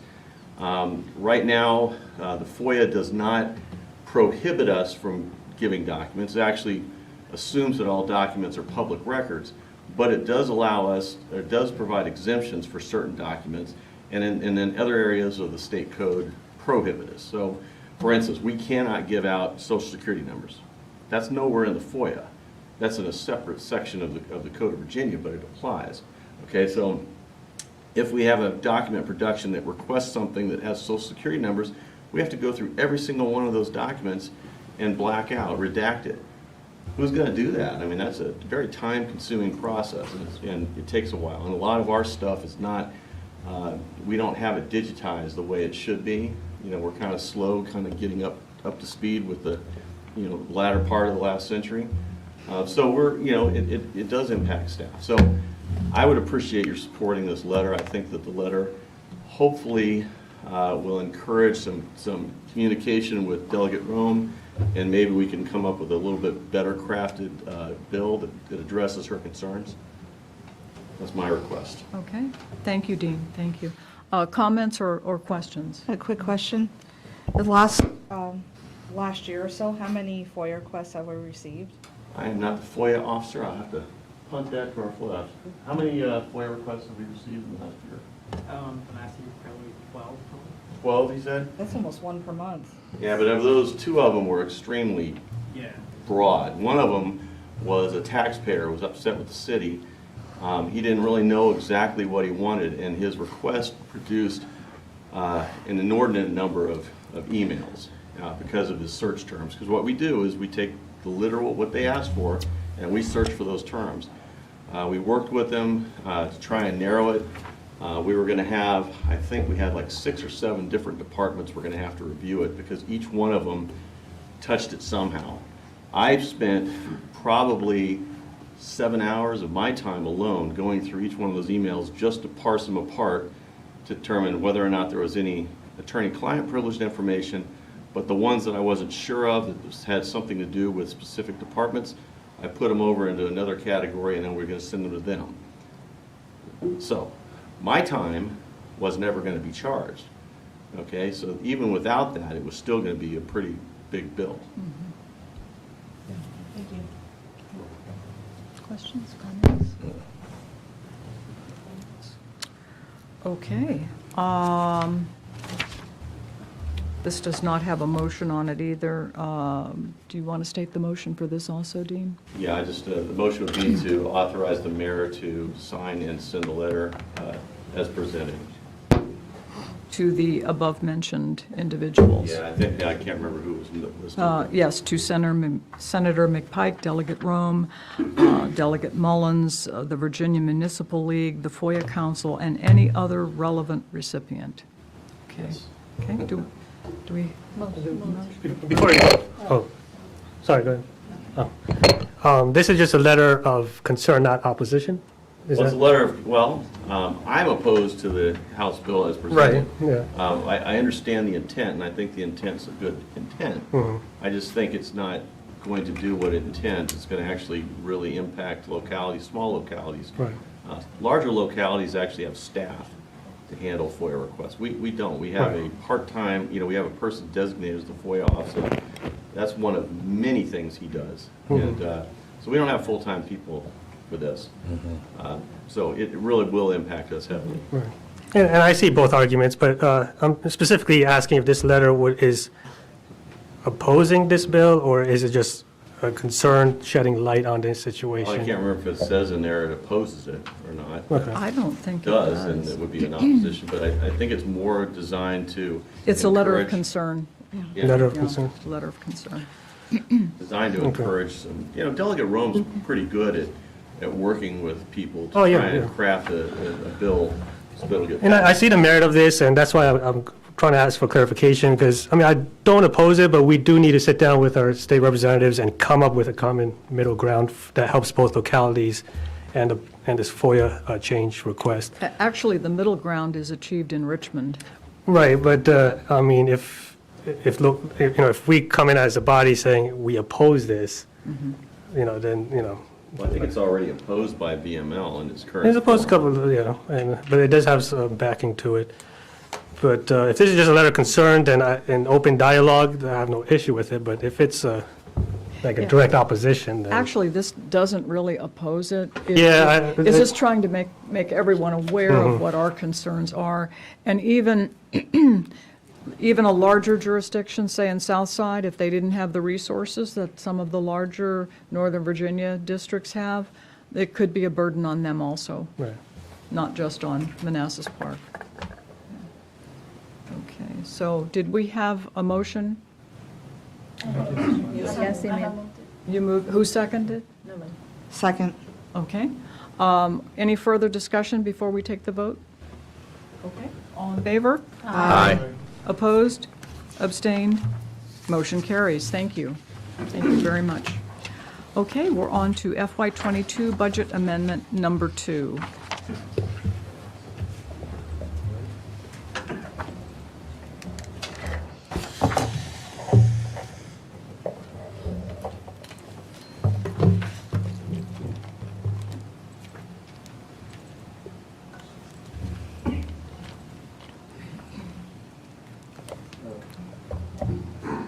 Okay, good evening, Mayor and members of the governing body.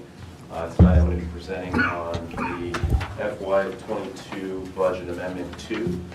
This would normally be the first and maybe only budget amendment that we would be doing, but because of ARPA funding, we already did one budget amendment in September.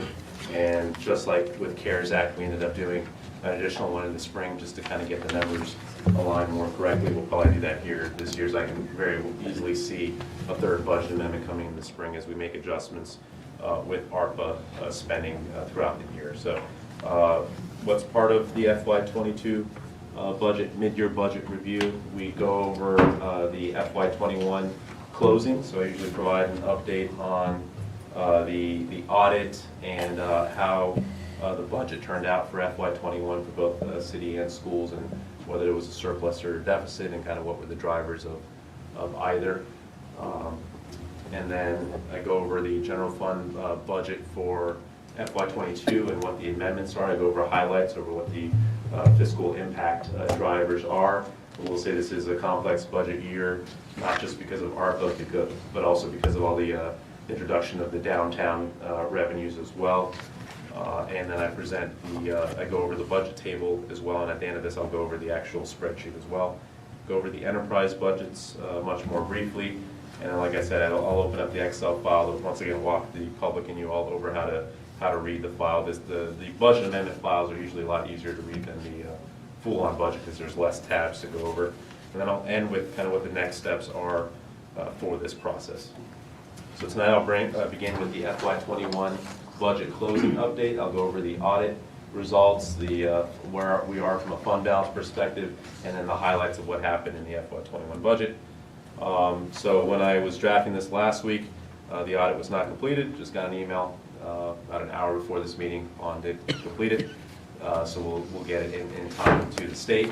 But I have a meeting tomorrow with Pon and the auditors and my budget team to go over everything, because this is a very complex audit. As you can see, that what was causing the delay here was all the downtown property transactions and how you account for those from an accounting perspective versus a budget perspective.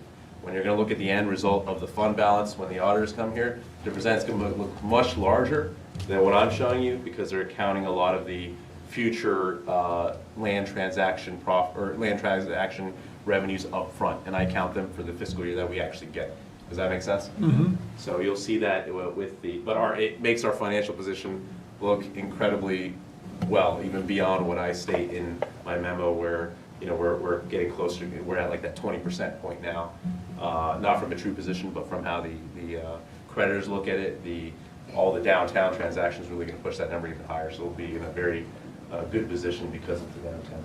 So hopefully by next week, I believe Pon's working on a PowerPoint this week, kind of ready to present to you all next week the audit results, but I need to go over with them tomorrow and reconcile at least what my team saw from a budget perspective, and then how they're accounting for things from an accounting perspective, and kind of what the differences are, because there's two different total languages between accounting and budgeting.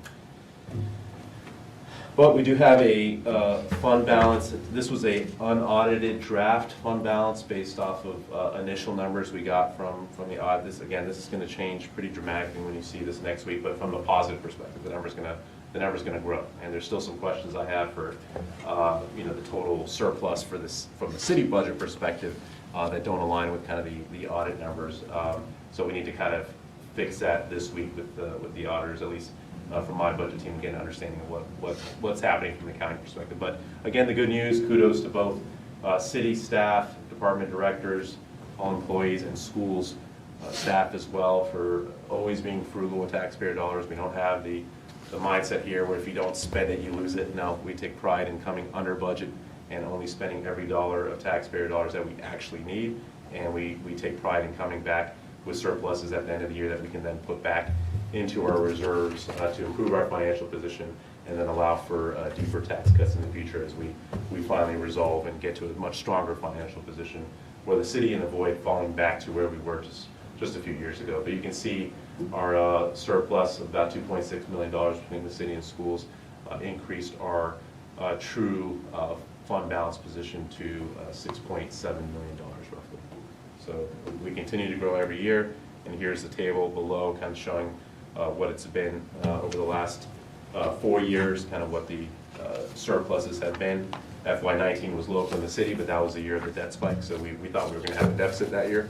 We were planning on using reserves that year because it was difficult to deal with the debt spike, but we came under budget and we still had a small surplus that year. But every year we've been contributing funds back to our reserve position, and that's why when I do the budget presentations, the long-term budget model, in that model we never get to kind of full surplus or the full reserve positions that we should be. It's because I believe we're going to keep having surpluses beyond what we forecast every year because of our frugal financial management. So I do think we are going to get to those targets. It's just not shown in the model because I'm going to budget conservatively and say, plan worst case that we don't have those surpluses each year that we do. But I think we're going to continue to stay strong. There are some inflationary pressures this year that are concerning, and you'll see that later addressed in the budget. But overall, great news from FY21. We keep doing a good job of digging our way out of the negative financial position that we used to be in just 4 years ago, or a little bit more than 4 years ago. So the FY21 budget closing highlights from a revenue standpoint, just a great job from the treasurer and real estate tax collection. The rate went up to about 100% for FY21. So it's just incredible. I mean, just what it was just 4 years ago compared to where we are right now. That's just a huge increase in performance. And then personal property tax, that's not a typo, it's 103% collection rate. That's just because we're adding more vehicles because of the decals and because of enforcement. So we budget a certain amount, and then we just keep adding more tax base to that through tough enforcement of decals and having people come in and register their vehicles. And then good news from an economic standpoint as well. All the revenues exceeded their projections, and you can see I'm making those adjustments in FY22 to bump those up even further. So we are seeing a recovery, and we did see sales tax never really took a big hit, neither did BPOL from COVID as we originally thought that it would. It was meals tax that took a nearly 40% hit with COVID-19. But even meals tax is starting to rebounding. We're still about maybe 20% below where we were pre-COVID, but at least it's starting to move up in the right direction. And Lamar's still working on developing the plan for continuing to assist restaurants. We're going to propose a program that also helps try to increase vaccination rates while we do that as well. So expect to see that in January, February. Some more revenue in court fines as well, and then in parking tickets. Parking tickets continue to increase every year as we step up enforcement efforts. And then the FEMA reimbursements, that's not money we won't get, although we won't get the full amounts. That we initially budgeted a certain amount in 21. It was way more than what we actually ended up spending in FEMA. But some of what we will get reimbursed will actually happen in FY22. So it just slides back 1 year, but it's going to probably be closer somewhere between, I would say, 50 and 70,000 that we actually get. And then increase in Parks and Rec revenue as well, and higher than what we forecasted, but still far below where we were pre-COVID. And then recordation taxes continue to go up because of strong home sales in our city. So about 846,000 total more revenue than we forecasted in FY21, which is good. I think this might be one of the first few years in a while that we've actually had more revenue than budget. Because usually our revenues come under budget, but our expenditures were coming under more than our revenues were coming under. This year, actually, our revenues exceeded budget. So that's a great sign for a recovering economy and just improved collections efforts as well from the Treasurer's Office. Do you have numbers for the speeding camera on Euclid? Not yet. Not We put yet? a base of just $1,000 for the 22 budget as a placeholder, same thing for the red light camera, but we'll see. I think it's probably going to be a lot because we have been picking up a lot of speeders, but we never designed that for revenue generation, so if we No. get it correct, it just helps with. But people are certain- slowing down, that's what I've noticed. Good. Yes. That's the ultimate goal we have, is to achieve compliance. Yeah. From an expenditure standpoint, I just, in this slide, I just list how each kind of entity or each part of our city came under budget. You can see combined commissioner, treasurer, and registrar, about $180,000 under budget. City administration, about $37,000 under budget. You can see how big public safety was under budget, and same thing with community development, parks and rec, and even DSS as well at $200,000. Then other categories, including capital and county services, came under budget by about $220,000. So in total, we came about $1.67 million under forecasted expenditures in FY21. So when you combine that again with the revenues, that's a very strong surplus. But again, that's what we're tracking from a budget perspective. I still need to meet with the auditors and kind of see from an accounting perspective how they track it as well. I have a question. Yes. Is that attributed to the ARPA funds and the other federal funds, or? CARES Act, definitely. So we used CARES Act in 21. We did use some, we were able to count, again, some ARPA money for a lot of the expenditures related to vaccinations, so that did help as well. So yes, I would argue that we thought we were going to eat all those expenditures for vaccination in the budget, so we budgeted that way, and then ARPA came in and helped alleviate some of that as well. But overall, if you just look at the last few years, it's not one source, but you just look at each line item and we just come under, 1,000 here, 2,000 there, but you just add it up along those hundreds of line items, and then it just ends up creating this. Yeah, a penny here, a dime here becomes a dollar. Correct. So again, we budget cautiously because, especially with inflation, that's a lot of public works equipment. We're seeing about 60% inflation right now.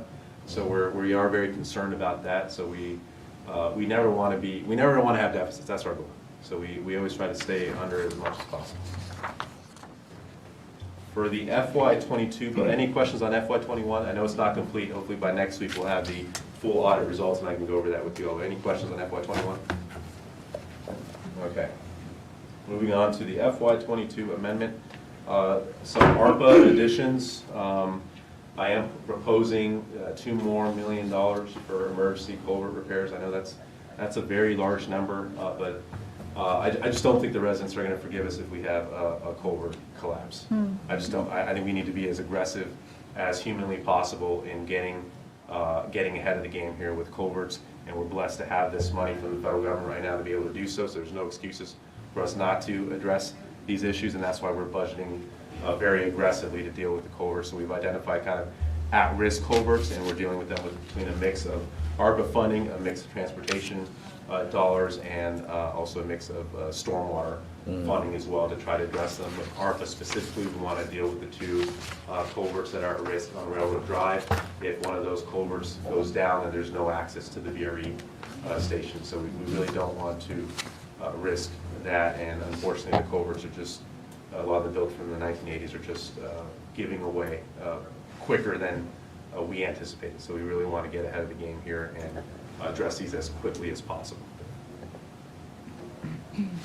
$38,000 more for ARPA employee equipment, and what this was, we came with initial forecasts before with what we would need, but now that we have updated data on our furniture plan for the new city hall, that's what this is. So we're paying a piece of that with the ARPA money for those individuals that are ARPA funded. So let's look. Yes. If we hadn't gotten the opera funds, how would we have funded this extra additional furniture equipment? It would come out of city money. Well, we wouldn't have, if we didn't have those positions, we wouldn't have bought the furniture. So are these 38,000 just for the new positions that we've created from ARPA? Yes, just for the furniture. So yes, that's correct. But in the future, I mean, you can make the argument, it helps you out in the long run, because now you have furniture for the city.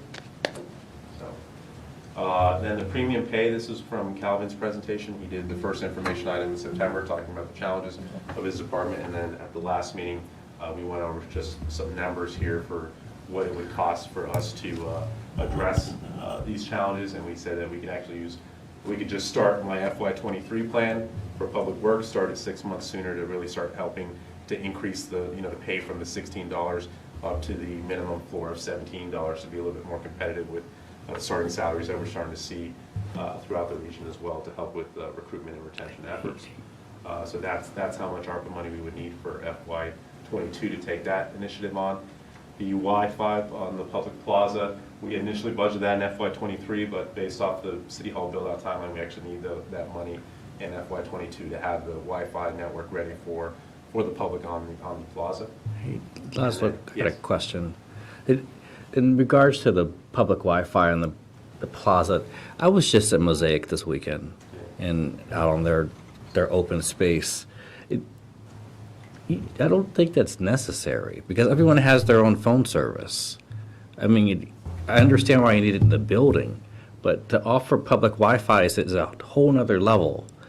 And I mean, how are you going to inform everyone on the plaza that they've, they enter in their username and the password for the Wi-Fi? I mean, I just don't think it's a need. It would just be like our current public Wi-Fi we have in City Hall, where you just accept our terms and conditions. You don't Okay, actually have to do- you just accept Yeah, it? and then we'd use the screen to just say, hey, if you want to use public Wi-Fi versus your cellular data, here's the name to look up. So we can use the screen to kind of let people know that we have a Students may take their laptops to the plaza. They might need to Yeah. do something. And that's what I was gonna say. I mean, I take my laptop to, Yeah. and Coffee shop. some coffee shop, I meet clients out there, and Wi-Fi is gold. It is cool. And, on my phone, I can use a hotspot, but it charges if I go over the limit. And it's not as fast. Yeah, so I meet people on like public settings and stuff like that. So having a public Wi-Fi, you can do work. Yeah. Students could go do homework. I mean, it's a good, People expect it. to. right, yeah, Yes. You can meet people for business Yeah, at the exactly. plaza and, Mhm. yeah.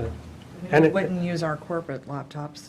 That's probably why you're a little concerned. Right. But we commoners will use our, Yes, commoners. we commoners would use our own laptops. And then just additional expenditures associated with the ladder truck that we are budget for with equipment, about $5,000. So a total about $2.1 million in additional ARPA expenditures, but again, the key driver, $2 million out of that $2.1 million is the additional funding for culverts, and we believe it's going to cost roughly $1 million per culvert, unfortunately.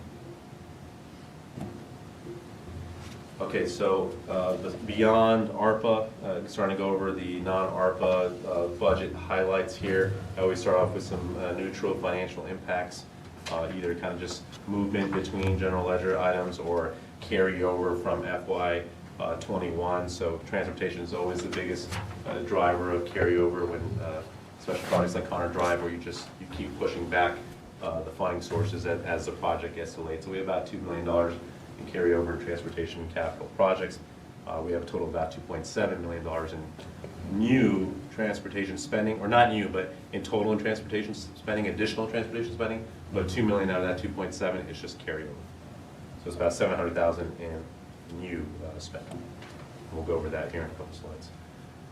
And then for public works specifically, we did have some CIP projects that need to be carried over from FY21 as well. You can see what those projects are. And then based off of the school's presentation from last meeting, they have about $107,000 carryover projects as well from FY21. And they did have the over $900,000 surplus. So again, there's no real fiscal impact for the carryover. So you can just think of it as reducing your surplus.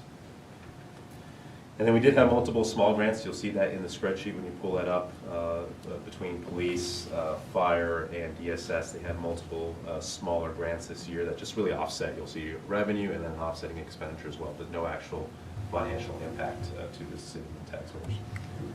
And then numerous cross general ledger item transfers. So for example, for the CSA position, remember we had it initially as a part-time person, we weren't able to fill that, so we used ARPA money to augment it and get the full-time deal with family services and half-time DSS. So we fixed that by moving that from the 30,000 from the part-time to the full-time salary line item to match with actuals. And then just minor changes, like more accurate from an accounting perspective for the CFO's recommendation, how the IT department does their training. It's more of a subscription service than travel and education, so it's movement across general ledger items that way. Some items per our CFO should be moved from professional services to contract services to be more in line with audit requirements.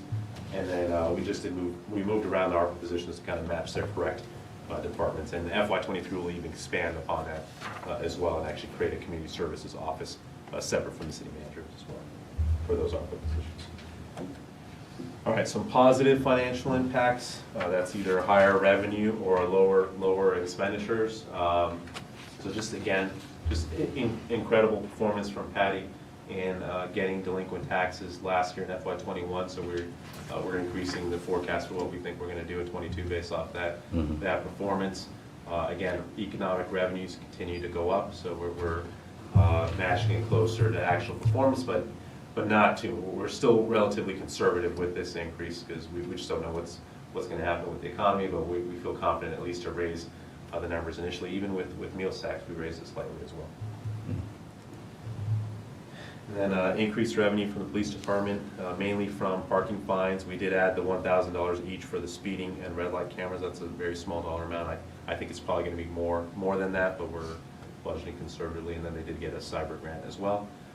$74,000 increase in FEMA reimbursement. So that's again more just a carryover from FY21 in revenues, and that's something that Keith is still actively negotiating with FEMA as they question every single expenditure that we do. So we'll see how much we end up getting. They definitely are stepping up their strictness post ARPA. I think they think, we have enough, so they're trying to push us, I think, to use ARPA money instead of FEMA reimbursement.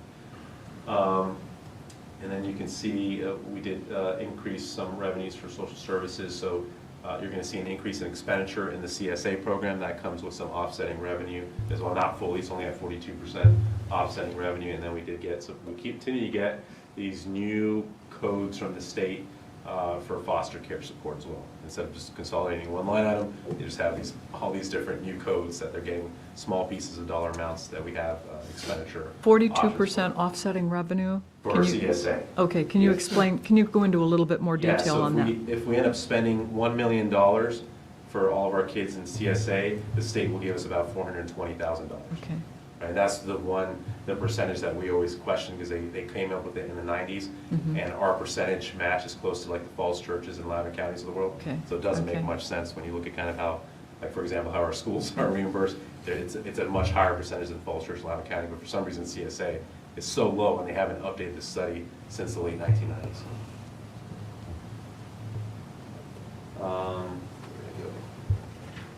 Recordation taxes, that continues to grow, so we budgeted conservatively in 22, but we're looking at the actuals. That's a typo, it should say FY22 actuals. I'm sorry, FY21 actuals, and then year-to-date actuals. So how we did with recordation taxes in FY21, and then how we're doing year-to-date in FY22. We felt we could increase recordation tax revenue safely by about $100,000.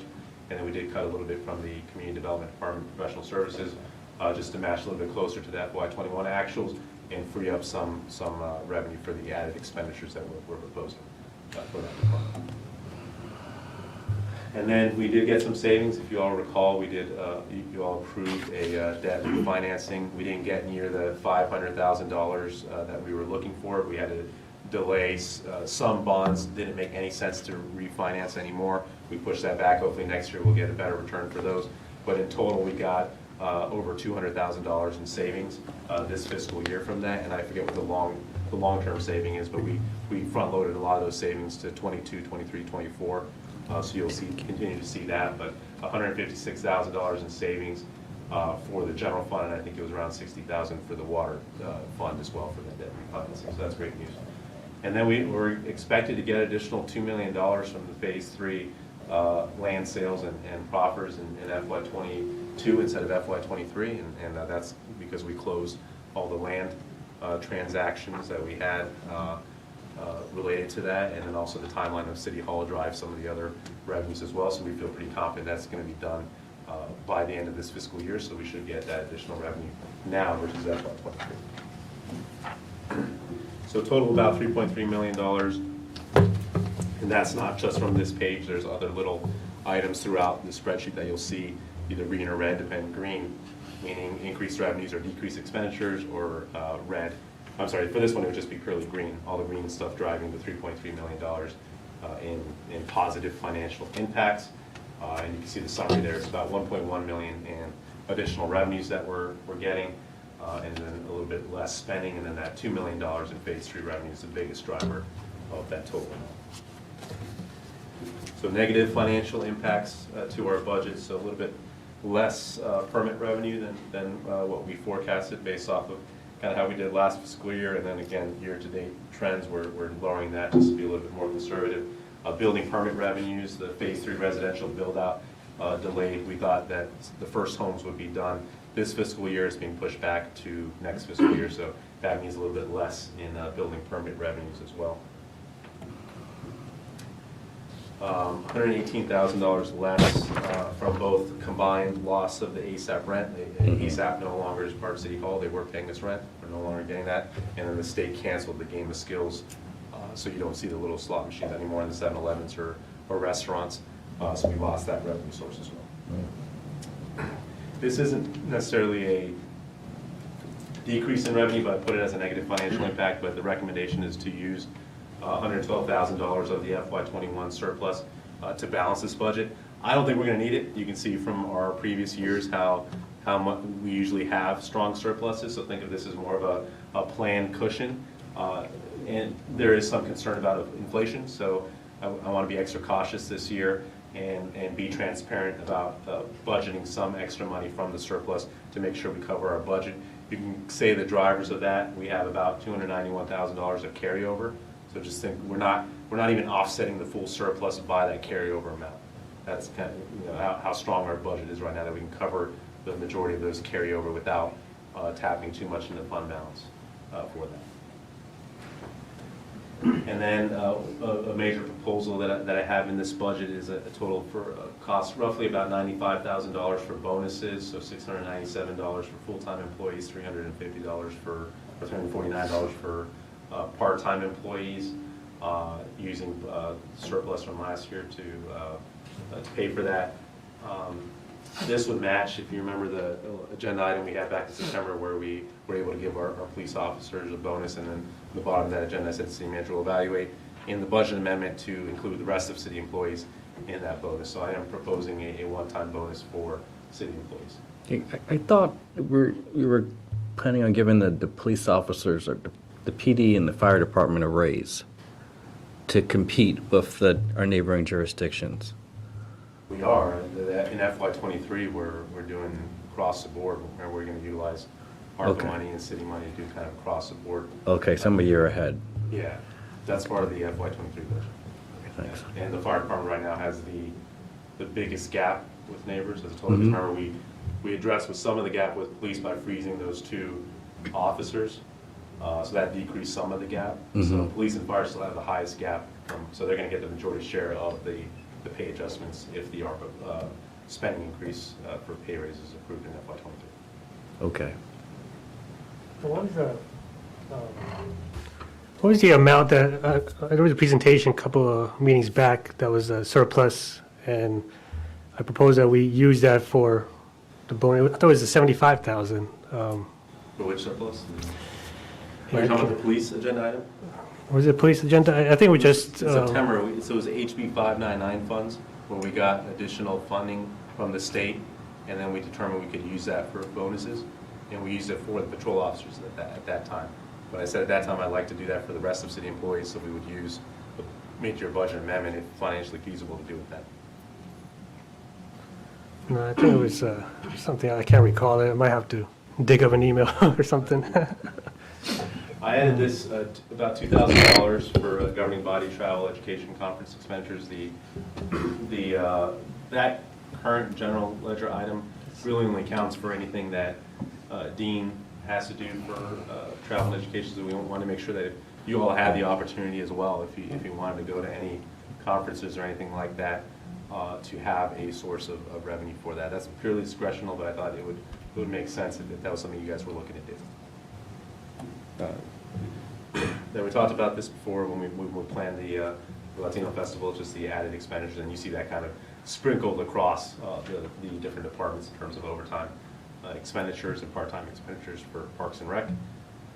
There is one FTE being proposed that will support HR payroll clerk, kind of serving as a payroll clerk part-time, finance serving as accounts payable clerk part-time, and then the community services office as customer service support element as well. So that would be one full-time equivalent. And that was an email I sent to you all about a month ago based off of the turnover that we were facing. We currently don't have a payroll manager.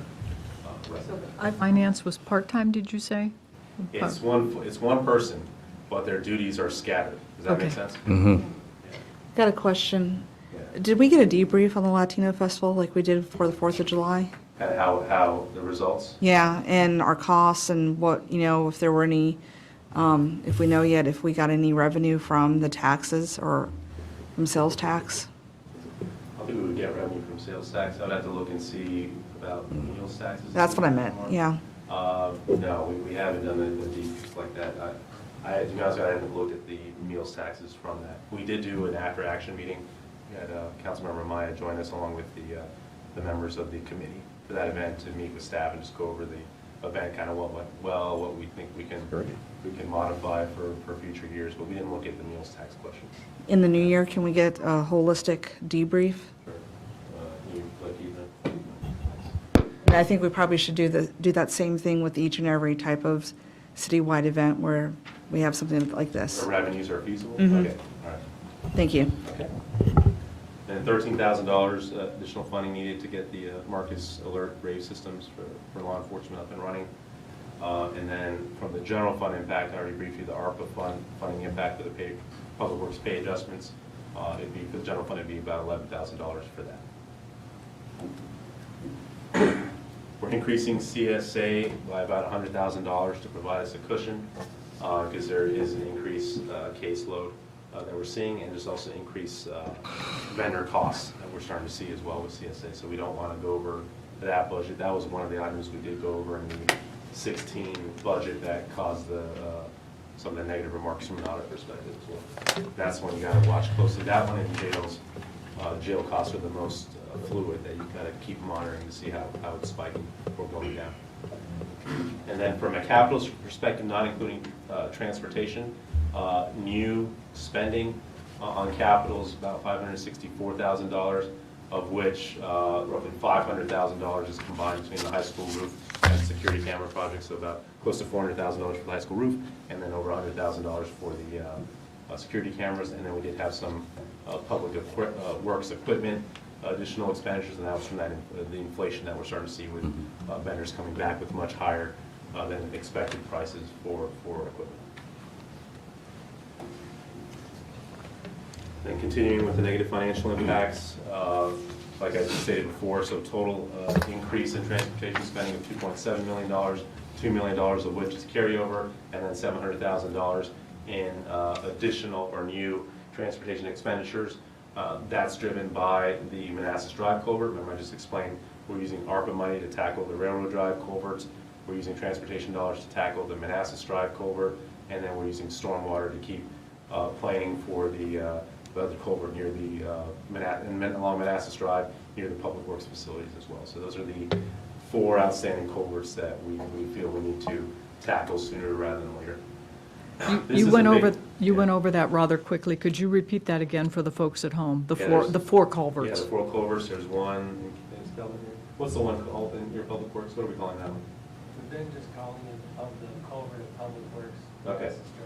Okay, so it's the culvert at Public Works at Manassas Drive is one. There's one still along Manassas Drive near the other culvert that we had to repair. and then there's 2 along Railroad Drive. Those are the culverts that are in the worst conditions right now, that we feel we don't have a lot of time to address. On Railroad Drive, that's not a long road. It's not, but the creek, I think, runs past it. Will that disrupt the VRE commuters, their drive to the parking lot? We'll have to get a construction plan I mean- to address that.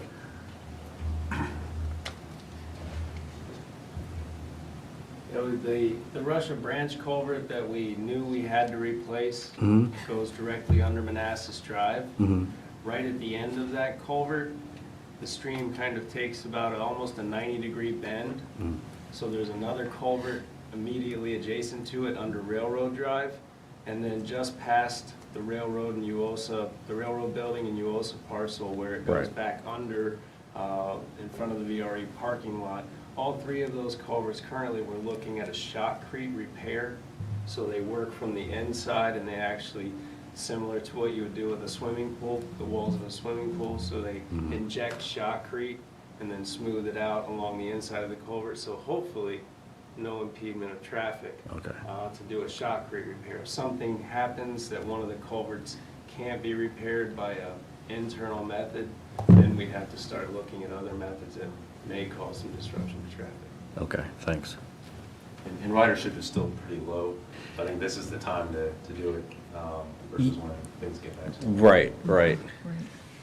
So a big discussion point, and Calvin's going to have more for you all next week on the PRTC fund balance, but a big point this year with these additional transportation expenditures, we don't have a lot of flexibility anymore with our META fund balance, so to cover these additional expenditures for the Manassas Drive Culvert and Upper Kent, we either have to use PRTC fund balance, so about $900,000 out of the current $2 million, but again, Calvin's going to have a better update for you all on that PRTC fund balance at the next meeting, or city fund balance, right? We've never used, at least while I've been here, we haven't used city fund balance before for transportation projects, so that would be a new thing, but in the long run, the goal is to start using city money for transportation as we're successful with the downtown, so this is kind of be the start of doing that to make sure we're investing adequately in our transportation network, or a combination of both, PRTC, some PRTC fund balance, some city fund balance, or canceling Upper Kent and saving about $714,000. We would still want to do design for Upper Kent. That way we could apply for grants to try to secure funding that way for Upper Kent. So that's a key decision point for you all. You'll see that on my last slide here. That you need to think through and kind of what your preferred method would be for funding that. In my budget recommendation, I have us using PRTC fund balance to cover those expenditures. I got a question. Yeah. If we were to grade how bad Upper Kent is, like on a scale of 1 to 10, 10 being the worst, No, 10 is the worst. I was going to say 1 was the worst. Okay. What do you think, Calvin?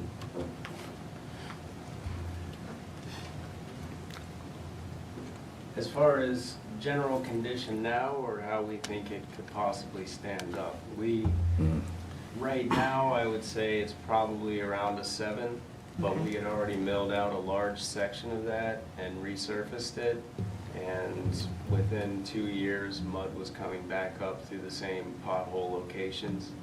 There's just no base out there to speak of, so as the road ages, it's going to completely fail and just continue to pump mud up through the cracks. Very similar to Scott Drive, where we paved it and we lost all the money we spent resurfacing it because it just failed again. So that was what happened when we did a large, very large linear patch along Upper Kent. Was within less than 2 years, the neighbors were already complaining. We went out there and investigated, and there was mud pumping up through the brand new pavement. So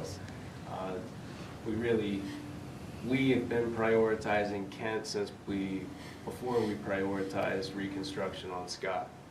We just know that it's a situation we need to address. It's not going to get any better by resurfacing. We're just throwing good money after bad. So.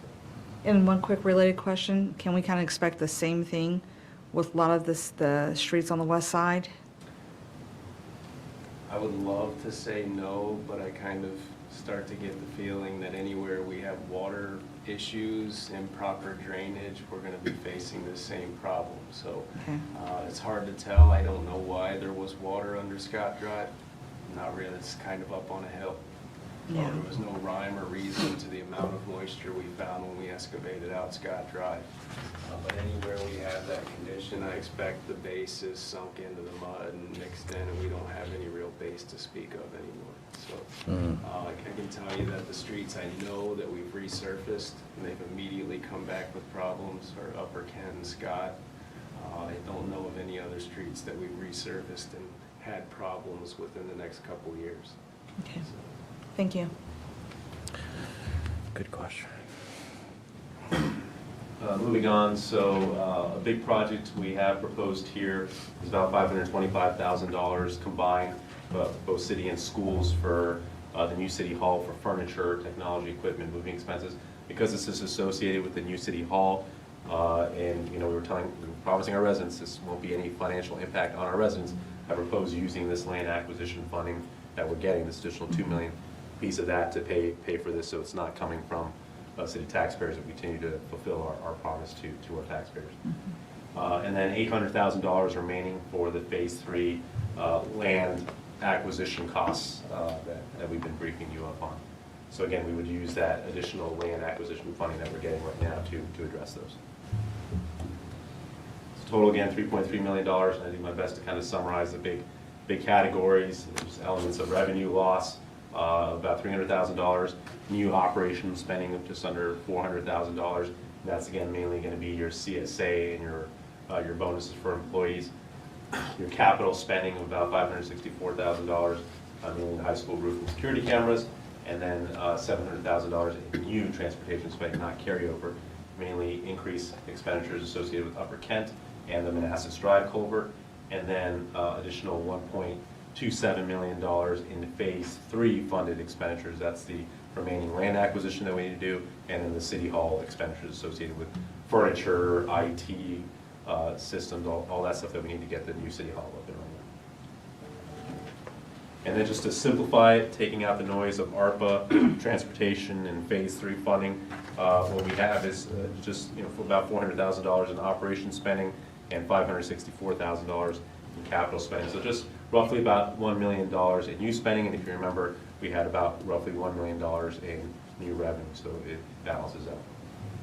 And then if you want to look at it start looking at it from a more detailed perspective, this is in the spreadsheet that I'll open up here, but I wanted to include it in the PowerPoint as I always do. This is the budget summary by main categories, and it shows where we were at the last budget point, so the last budget point being the Amendment 1, and where I'm proposing we go now with Amendment 2, which is the A2 in the third column, and then we break it down by the different revenue categories and expenditure categories, and then I provide comments that kind of summarize what's happening in each category. What are the key drivers of increased revenues or decreased revenues, or increased expenditures or decreased expenditures? And you can see the main highlights this year, as just stated, is the majority of kind of these increased transactions have to do with transportation, ARPA, and Phase 3, and then some of the double counting that happens where if you look at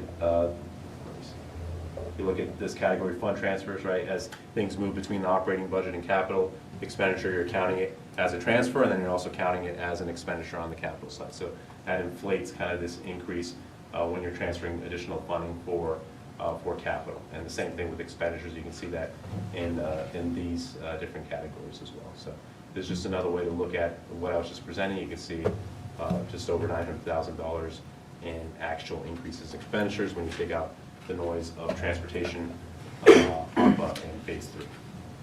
Well, Laszlo, I got a Yes. question on this slide. So that second red box, transfer to debt, capital and reserves, 17 million, correct me if I'm wrong, but our debt payments are going to go down after FY 2022.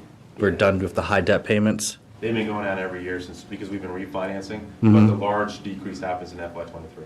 But this is also capital and reserve, so the only reason why this one's going up is because of capital, not because of debt. Debt actually went down in this budget. So you'll see when I pull up the spreadsheet, that's separated when you look at the line item budget.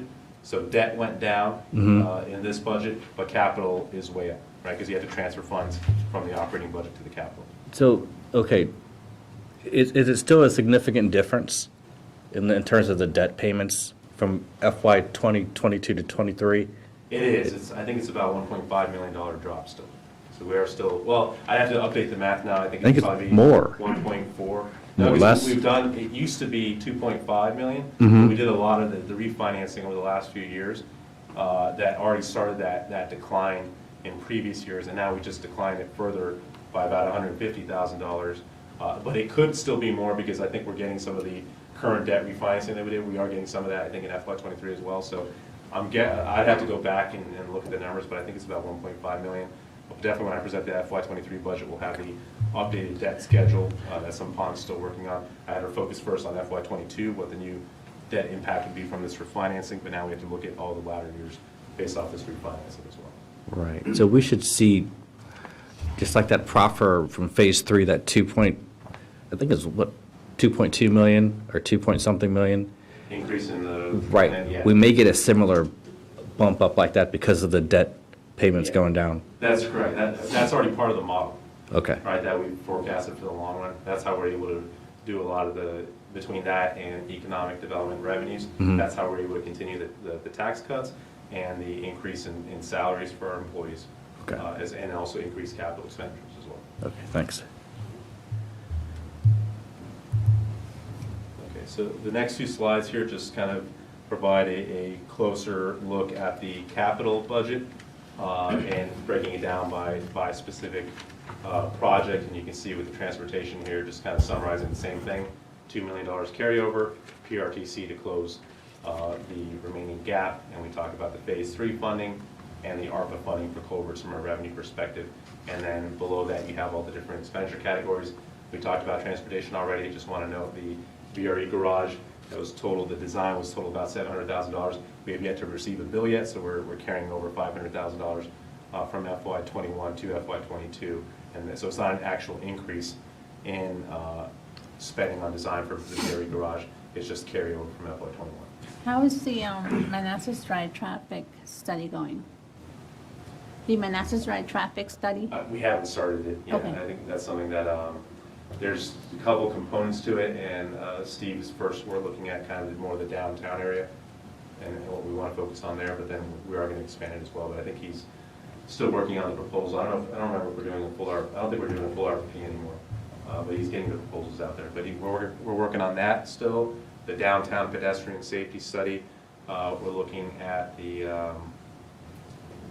have to develop the proposal for all the signs. Remember the no commercial overnight parking. So there's a few proposals we're working on right now that we should get out here relatively shortly.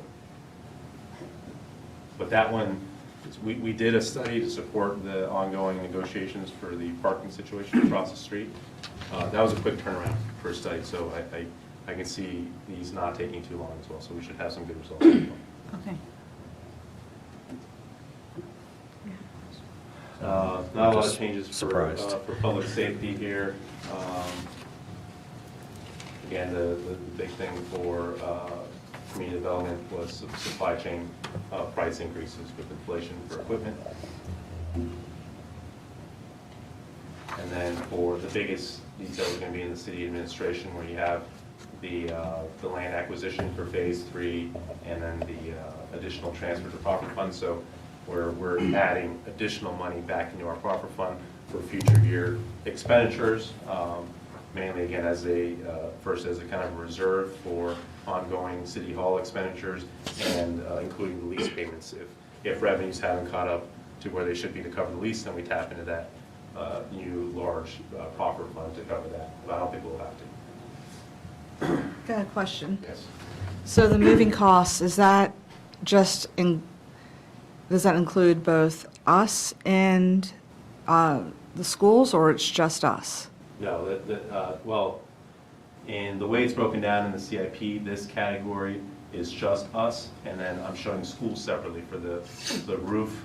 The biggest driver here is going to be the roof, and then their new city hall furniture and moving expenditures. Okay, so it's not just the 400K over there in the comments. It's also, yeah, it's also about, so it's the total I had in the previous slide, about 525,000 right here, combined. for city, 400,000, school, 25,000. Okay, thank you. And I'm meeting with them this Friday to kind of go over their furniture budget as well, to see if, kind of, see if there's any savings we could have if they're getting better deals, or if we're getting better deals. We can look at that. Okay. And I will now turn it over to Keith. He'll go over some more details related to the new City Hall furniture, technology, moving, and equipment as well. Sometimes the numbers are start on. Good evening, Mayor, Vice Mayor, members of the governing body. Like Laszlo was saying, we started this process maybe a couple of months ago, and we worked with all the staff members within City Hall to improve the schools. Deputy Superintendent Eric Nepp's frequent participating in our meetings, and at these meetings we go through sort of 3 key tasks, right? We identify the requirements for what does each staff member needs to work in this new City Hall. The second task is to kind of take inventory of what we have currently on hand, and we look at everything: tables, chairs, TVs, storage cabinets, etc. And then through that process, identifying what we can actually carry forward or reuse with other staff members. So, for example, if a staff member has an office now and she's moving to a cubicle, then her furniture can be reused by somebody else. So, and then lastly, for whatever furniture that we have on hand that are either end of life or not reusable, then we'll try to surplus and or donate. And then of course, lastly, whatever else we need, we will go through and purchase them. And that's kind of where we're at right now. I've been working with All Steel. It's actually a vendor, a furniture vendor that was recommended to us by the construction contractor. They work primarily through an entity called Omnia Partners, which allows us to kind of ride a corporate contract, a GSA type contract that really allows us to get the best discount and value. Omnia Partners work primarily with state and local partners or local governments and higher education. And so they're very well versed in sort of the procurement laws and regulations for local jurisdiction. The total cost that you kind of see there on the table on the bottom is broken down by essentially 3 cost pool. We're talking about the furniture piece, and I'll go in depth into each of these cost pool in the next slide. You've got the furniture piece on the top line. The moving cost consists of the potential hiring of a moving company, as well as moving supplies, boxes, tapes, things of that nature. And obviously the IT outfit for the new City Hall, because we're going to need computers and laptops, etc. The total cost does include delivery and installation. This is a turnkey solution, or this is a large order, and so we're going to need their expertise to kind of install it upon delivery. They do require a 50% deposit by essentially the end of December for a couple of reasons. One, that's to kind of lock in the savings that we're going to get because of the price increase across the board due to COVID. Additionally, by paying deposit and ordering by the end of December, we can kind of guarantee they'll get delivered by the time the City Hall is ready to be moved in, which is this summer. Anytime we push it to the right, it's going to delay it's really going to put staff in a tough spot. So the total cost, as you can see, for the furniture is broken out into 3 cost pools.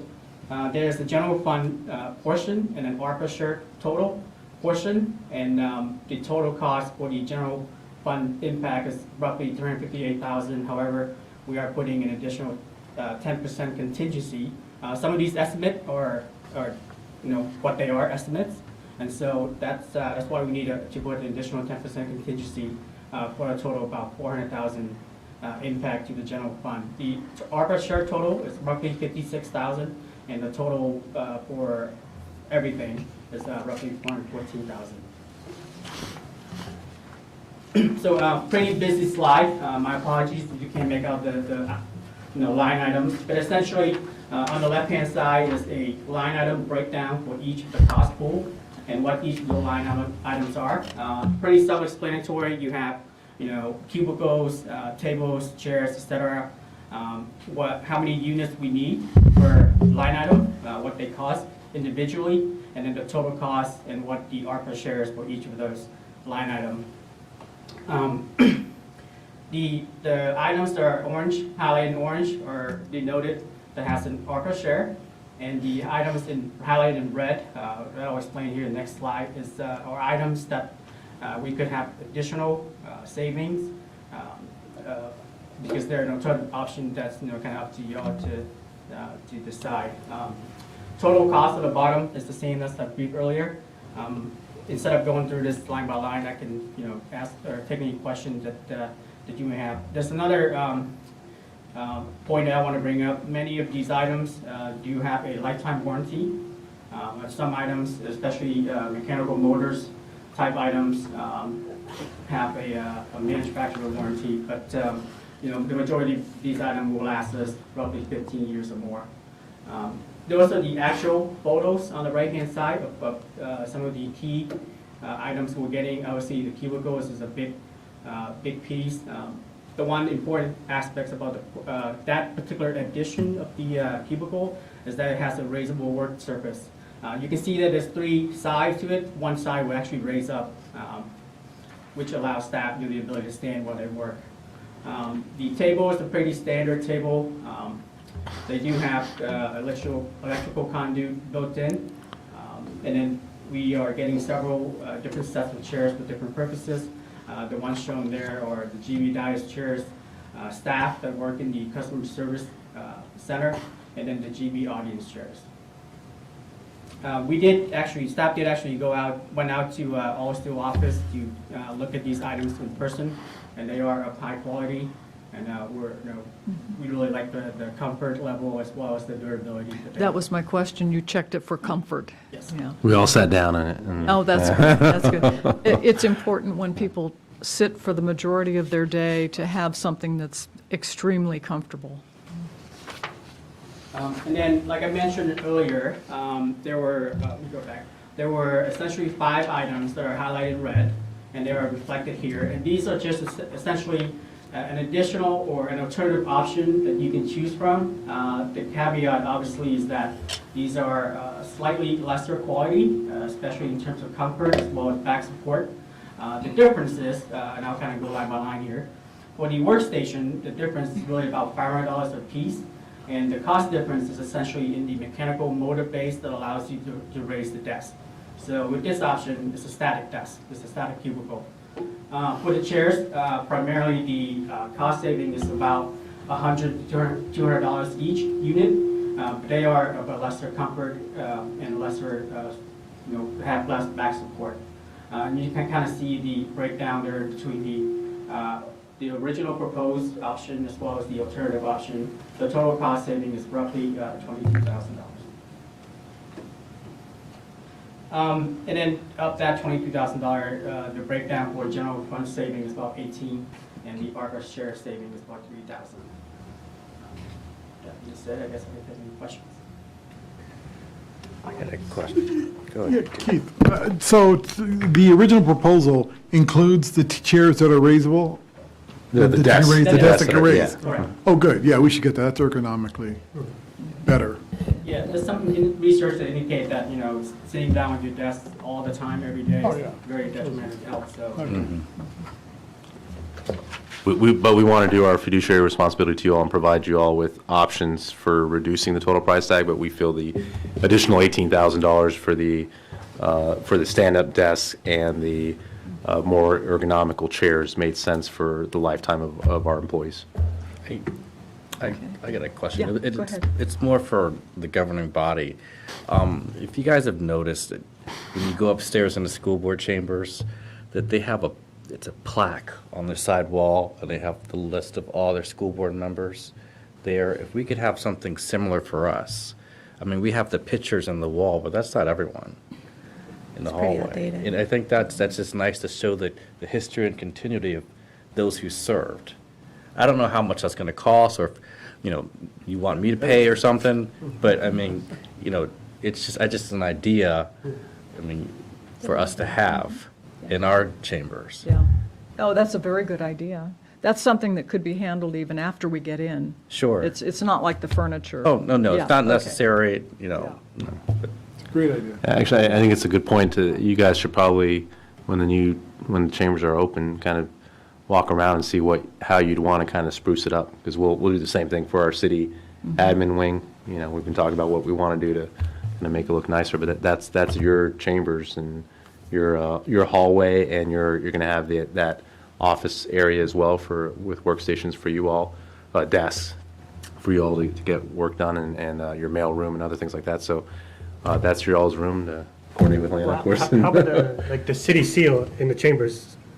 Is that something already budgeted? Or are we gonna have this decal sticker behind this? We haven't looked. Yeah, the peel off sticker. We haven't really talked about kind of the interior decorations, but that's where I think we're going to need a lot of your input at that point. A formal seal, like. The tree. Yeah. The tree, yeah. I've got a real sharp screwdriver, I could probably. You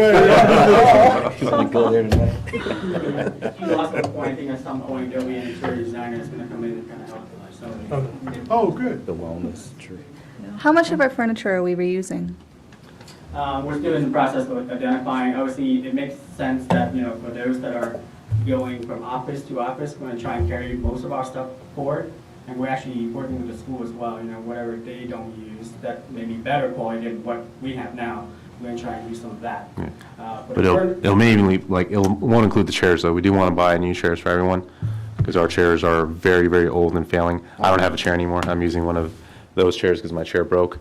I don't know how old that chair was, but so we do want to upgrade, even if they're going to offices, we do want to use or have new chairs for everybody as well. But desks and filing cabinets, things like that, it does make sense to just reuse the same ones. Okay. And it's, I forgot to mention this, but it's an important time to kind of, not only, this is we want to make sure that we buy it, in time while we have the chance to work with the construction contractor to make sure the dimension of it, as well as the electrical installation. So there's a lot of other aspects that are non-furniture related that makes this an ideal time. I think we're concerned about the supply chain issues, too. Yeah. So I have a question about the elevated workstations. In most of the places I've worked, and I've worked in a lot of different places, in order to have that, you have to have a doctor's note because of the costs. For those 16 individuals, was it, I don't know how else to say this other than, is it because they want it and it's a nice to have, or is it an absolute medical essential? Again, we present this option because that's going to be your discretion. We feel that it's healthier for our employees to consider varying during the day versus just sitting. That we will encourage them to stand. Some employees have already come forward saying they would like to have that. We feel that as more employees start doing that, we're going to actively encourage them to do so for their long-term health. We want that option. Yeah, I get that, but at the same time, I'm also thinking about the citizens that, this is their money. Correct. That's why we presented this as an option. Yeah. And like I said, I know the places I've worked, and I'm one that sits most of the day. Yeah. It's the very nature of my job, and being stuck on a phone call most of the day. So I understand the want to have it, and I also understand, what are the places we've worked at where we've kind of done workarounds where we didn't have the up and downs, but we had something that you put there. Yeah. I don't know, kind of like a short little version of the podium, and use that because it was economical. Yeah. Again, that's for you all to decide. We presented this as an option, but ultimately, I use a stand-up desk. I feel I'm much more productive in that. I don't have I guess I do, but I don't have a doctor's note, right? But You also don't have a chair. Well, yeah, I have a chair technically. It's not the ideal chair, but it's just much. I feel I'm more productive by being able to vary during the day, and I'm going to encourage everyone to do so as well. You just get the juices flowing by being able to stand up. Yeah. But if they want to sit all day, they can. They can, Okay, absolutely. Okay, and hence the comfy chairs, okay. Okay. Yeah. Councilmember Moore? No, I think, Mayor, you pointed out the important factor. The tables can do both. The desks can do both. You can raise them if you want, or you can have them down if you just want it in a normal setting. Yeah. So for those individuals that would benefit from standing, and that is the latest research, that it benefits the employee. So it's like benefits like we do everything else for our employees. I mean, it's just another perk.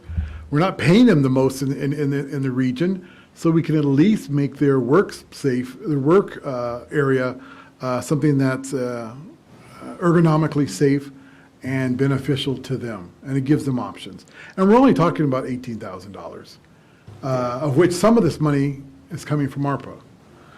for going to the furniture. I And think so- $55,000 of it. So for the workstations, what's the total for this? So it's about, you're paying $11,000 more, right, for the workstations? Yes. So $11,000 more to have that raising option total.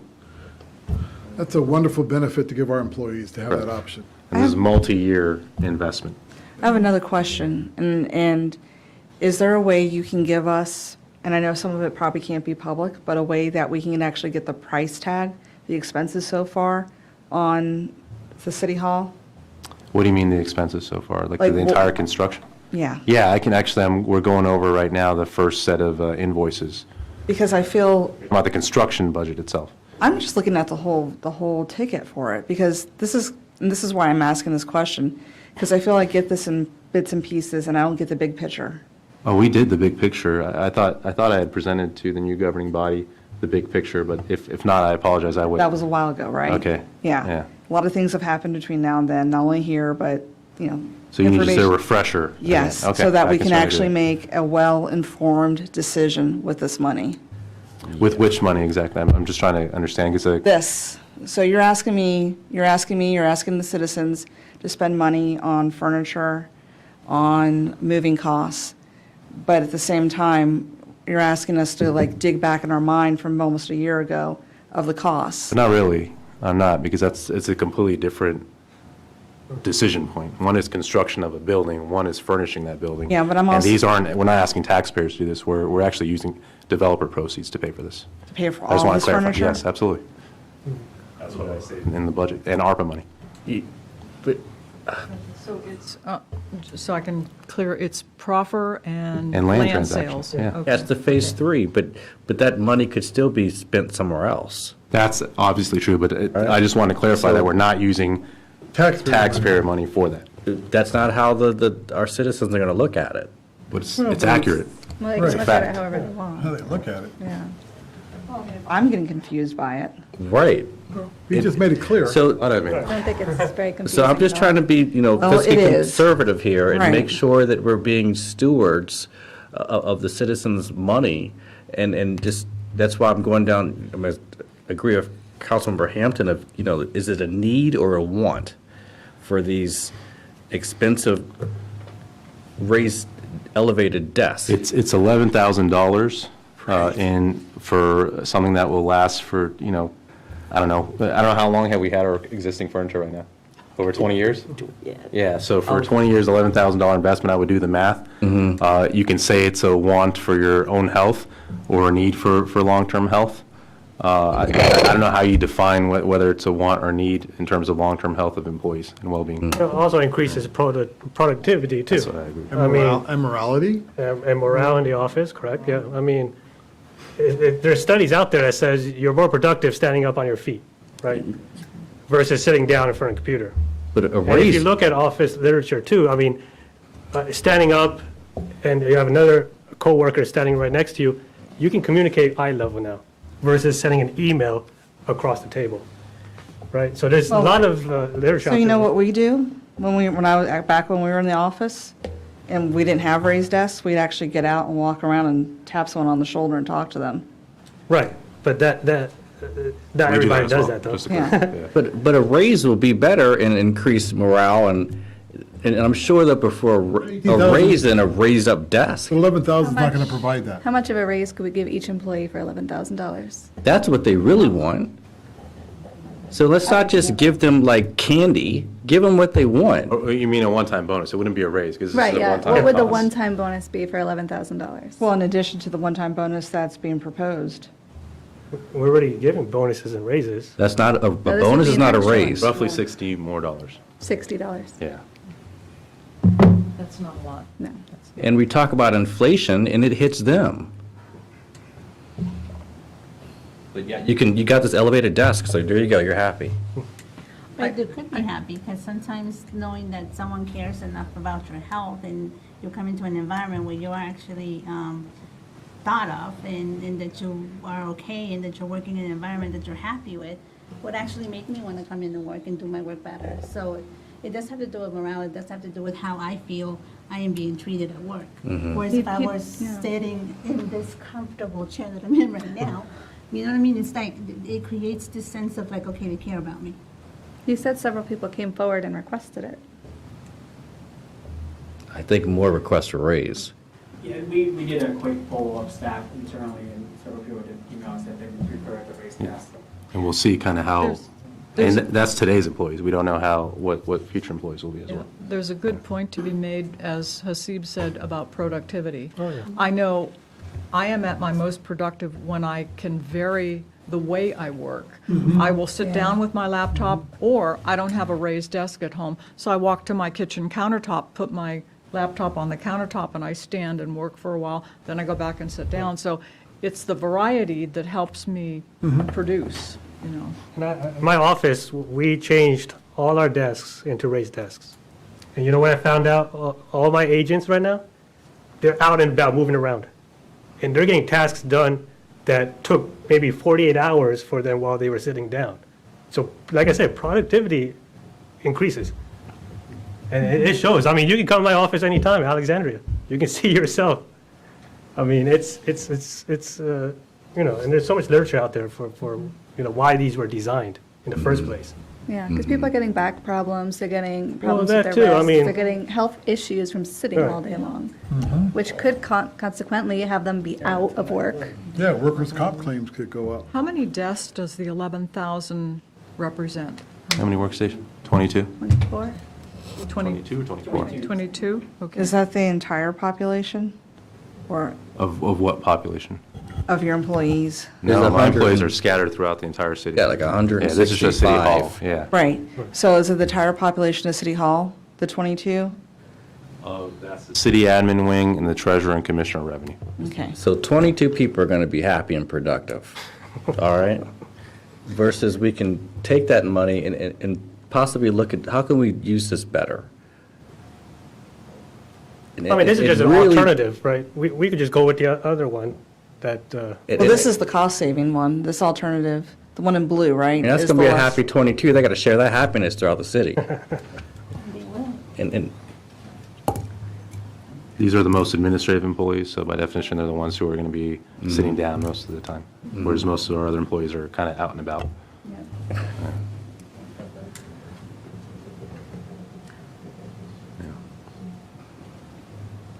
Can you explain the difference between the, okay, can you explain alternative option per unit cost?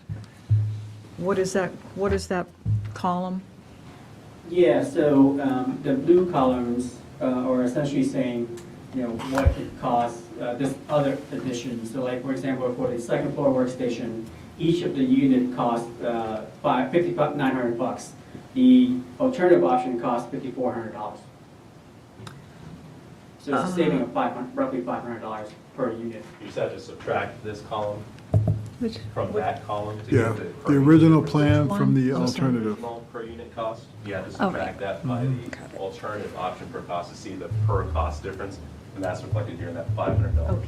Okay.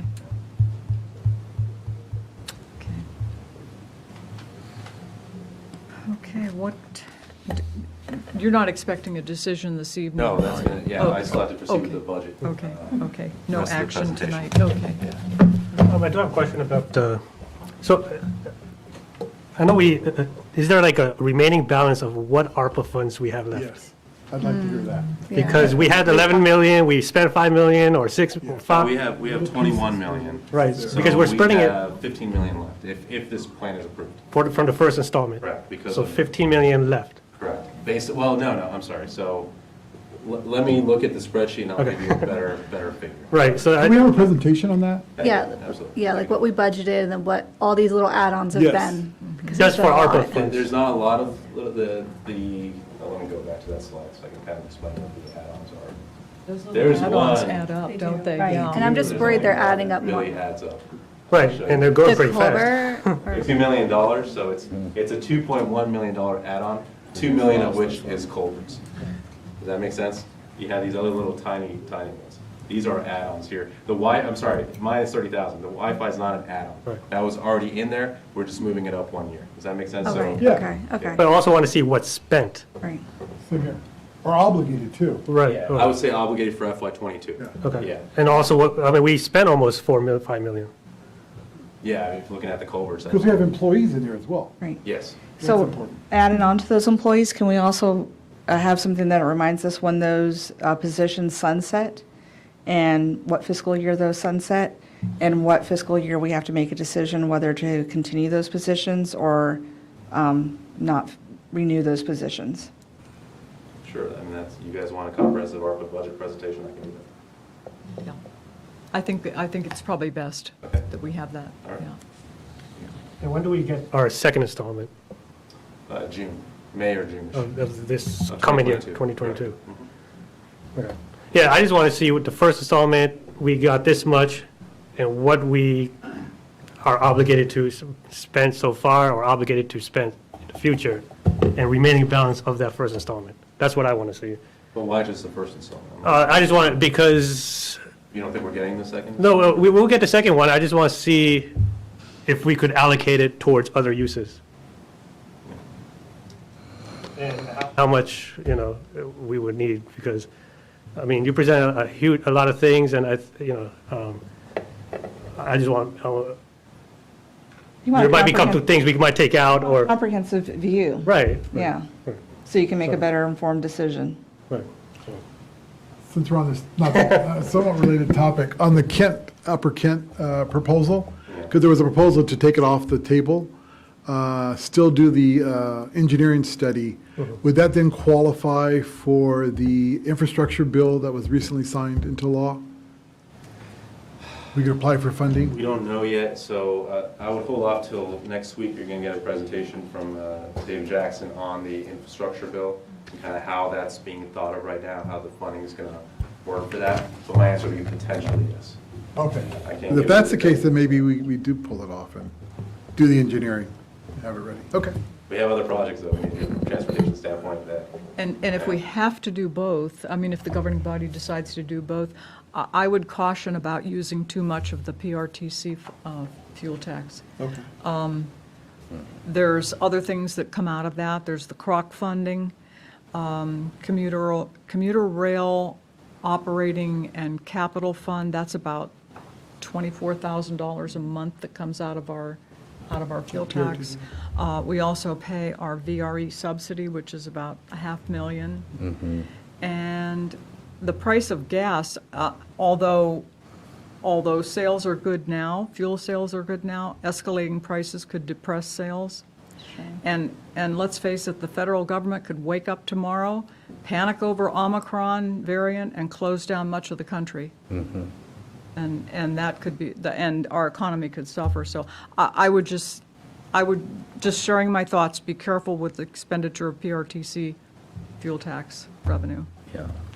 In regards to the VRE subsidy that we pay, we received a discount on the subsidies because of COVID and in recognition that all the localities were hit hard.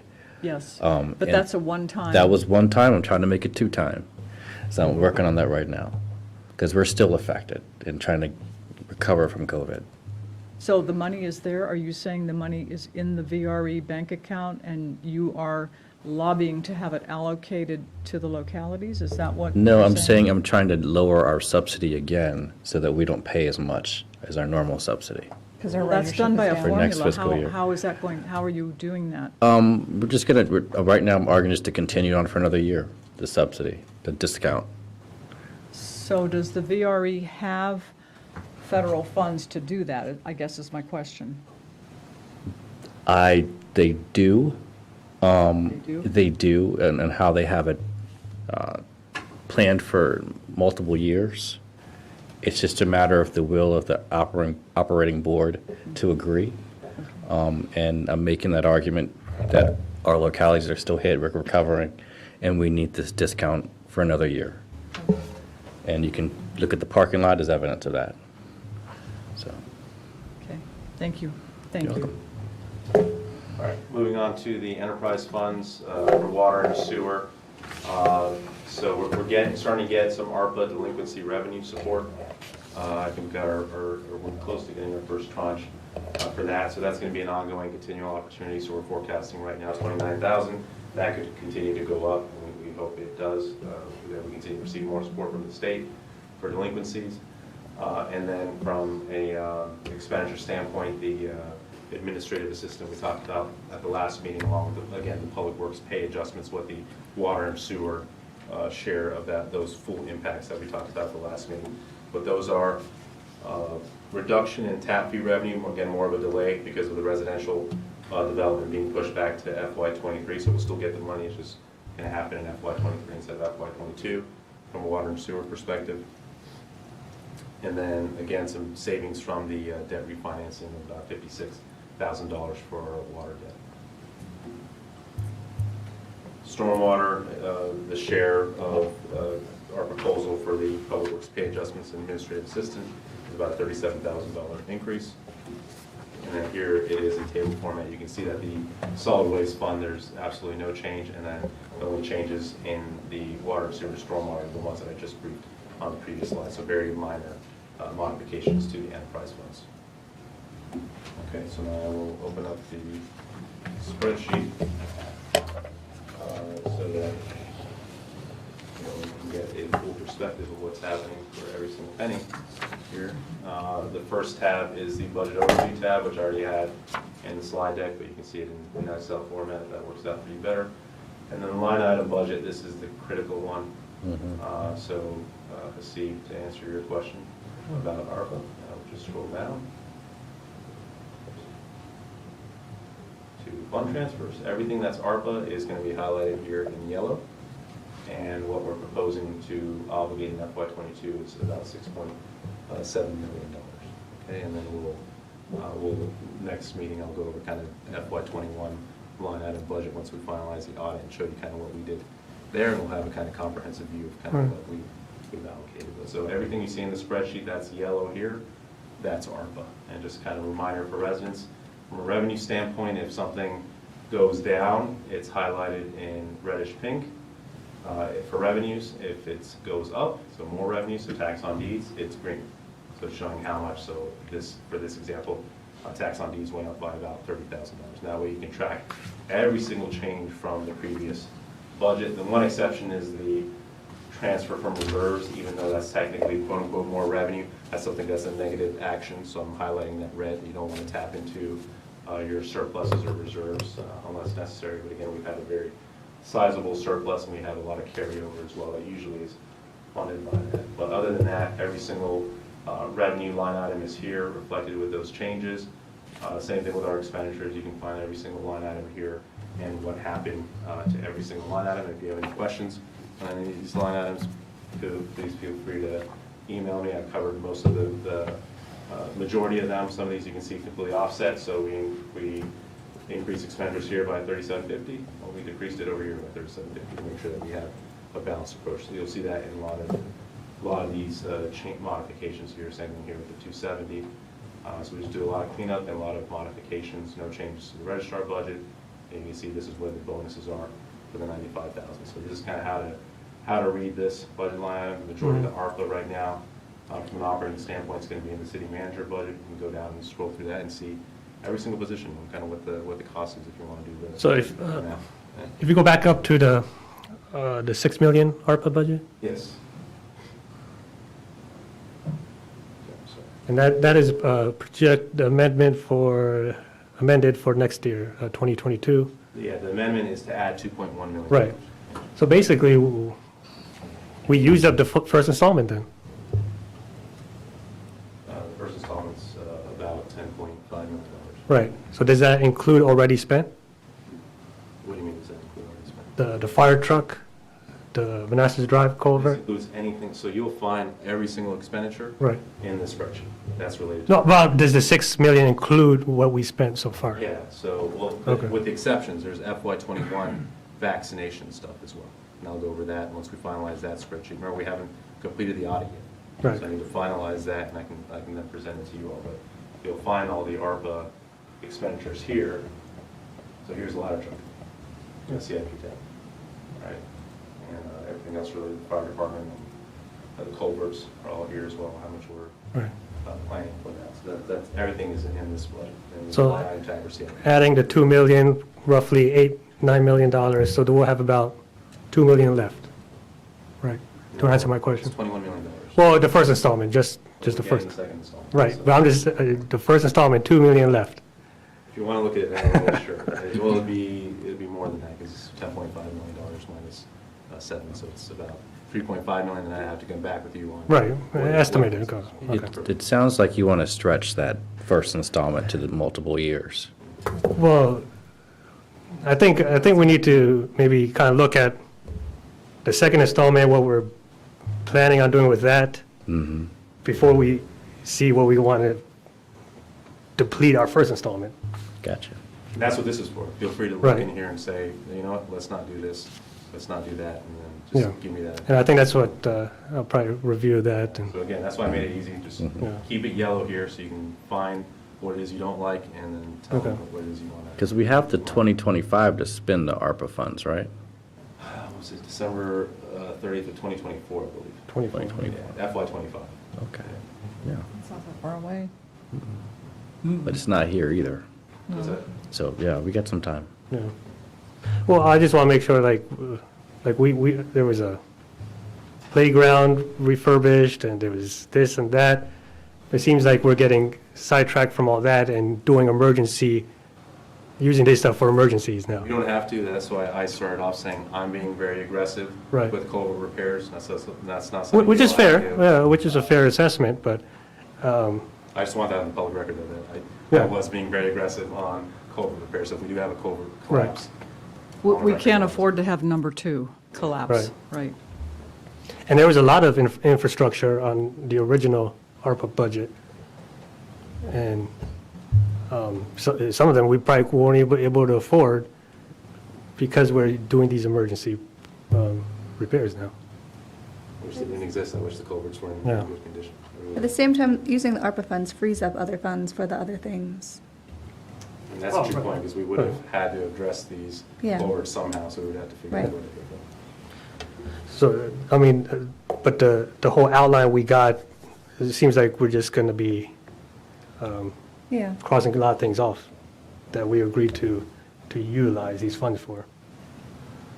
But, not this. Again, the information's here, so. Yeah, I'll take a look. We can discuss what we want to remove Sure. from this, and to preserve as much of the ARPA funding for other initiatives. And do you want actuals spent to date, or just obligated? Or both? I mean, if everything's on here, I could calculate it myself, yeah. That would save you time, yeah. I don't know about the other body members, sorry. Well, if we're getting the presentation, I'd Okay. like obligated. Okay. Okay.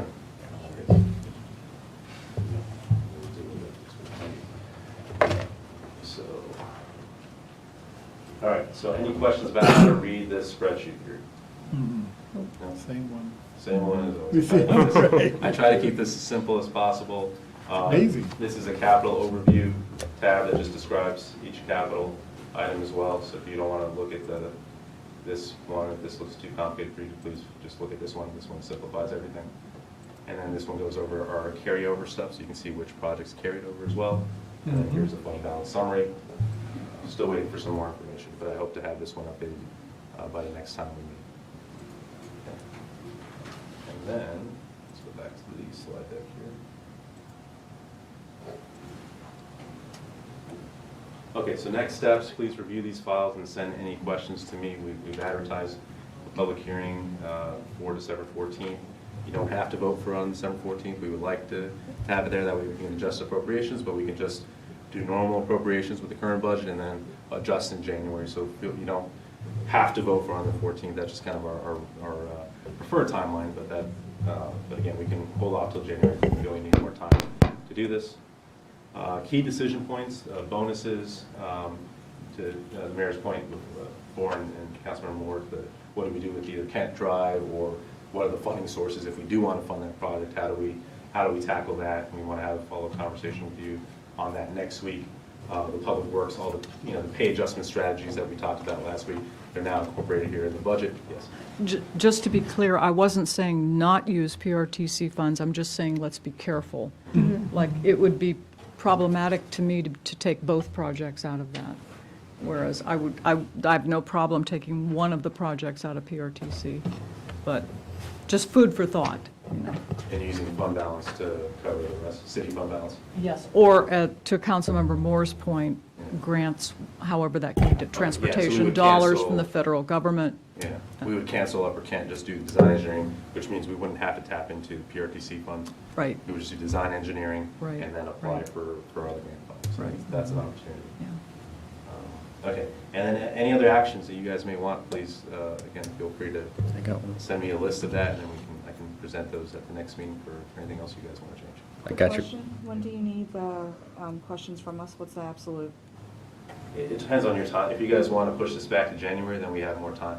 If you guys want to vote for on the 14th, then I recommend Friday at the latest, this Friday. It's a tight timeline, so. We're headed into the Christmas Yeah. holidays now.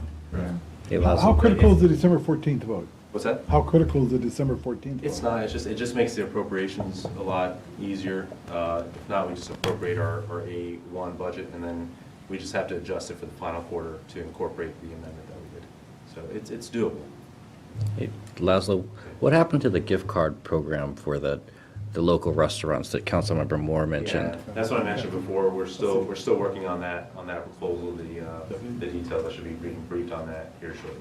Okay, And then we'll thanks. bring that back to you all in January for review. We want to incorporate some vaccination boosting incentives for that, so we'll come back and propose that. But we're going to tie that, because, I mean, we saw in the presentation that the meals tax was low. I mean, and that's the restaurants, so I'm thinking that'll help us as well in terms of tax revenue and help the restaurants, our local restaurants. Yeah, that's why we budgeted, remember with CARES Act, we did kind of across the board grant funding, but to your point, everyone else was doing okay except for restaurants. That's why with the ARPA, we said just for restaurants this time. But how do we do that, right? And that's where Councilmember DeVette had a good idea of, let's give some kind of vouchers to our residents to then go spend on our restaurants. So that I like tackles that. two problems. We want to add a third problem to tackle, which is boosting vaccinations as well, vaccination rates. Okay. Of course, if you believe that's important, that's going to be your discretion. Okay, any questions or comments, anything else? Okay. So again, when do you want the questions by? If you all want more time, just let me know. If you want to vote for this on the 14th, then please have the questions to me by Friday. I would recommend more time, because I can't review this and have questions to you by Friday. More time, January. Yeah, I think January would be time, more. Yeah. All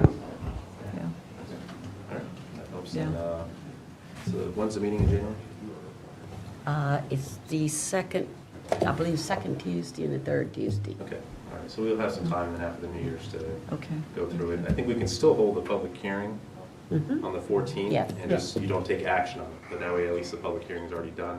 So all you have to do then is vote at the later meeting. And then our appropriations request at the next meeting will just be for our current budget. It won't be for anything. January 11th and the 18th. Okay, all right, so I guess the Friday before the 11th, you guys could have questions. Okay, good. Thank you. That does give everybody more time, especially for the folks with a day job. Okay, managers report? Nothing to report tonight. Okay, then Dean, would you read us into closed session?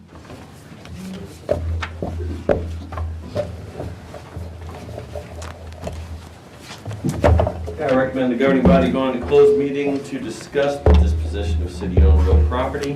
Where discussion in open meeting will adversely affect the bargaining position of the city pursuant to paragraph 3 of subsection 2.2-3711 of the Code of Virginia. And to discuss a prospective business where no previous announcement has been made of the business's interest in locating in the city pursuant to paragraph 5 of subsection 2.2-3711A of the Code of Virginia. And to consult with the city attorney regarding contract negotiations with Cinema Cafe to acquire a portion of the city hall property as contemplated by the comprehensive development agreement or city center phase 3 pursuant to paragraph 8 of subsection 2.2-3711A of the Code of Virginia. Okay, motion? Second? All in favor? Aye. Opposed? Abstained? Motion carries. We'll go into closed session. 5-minute break first.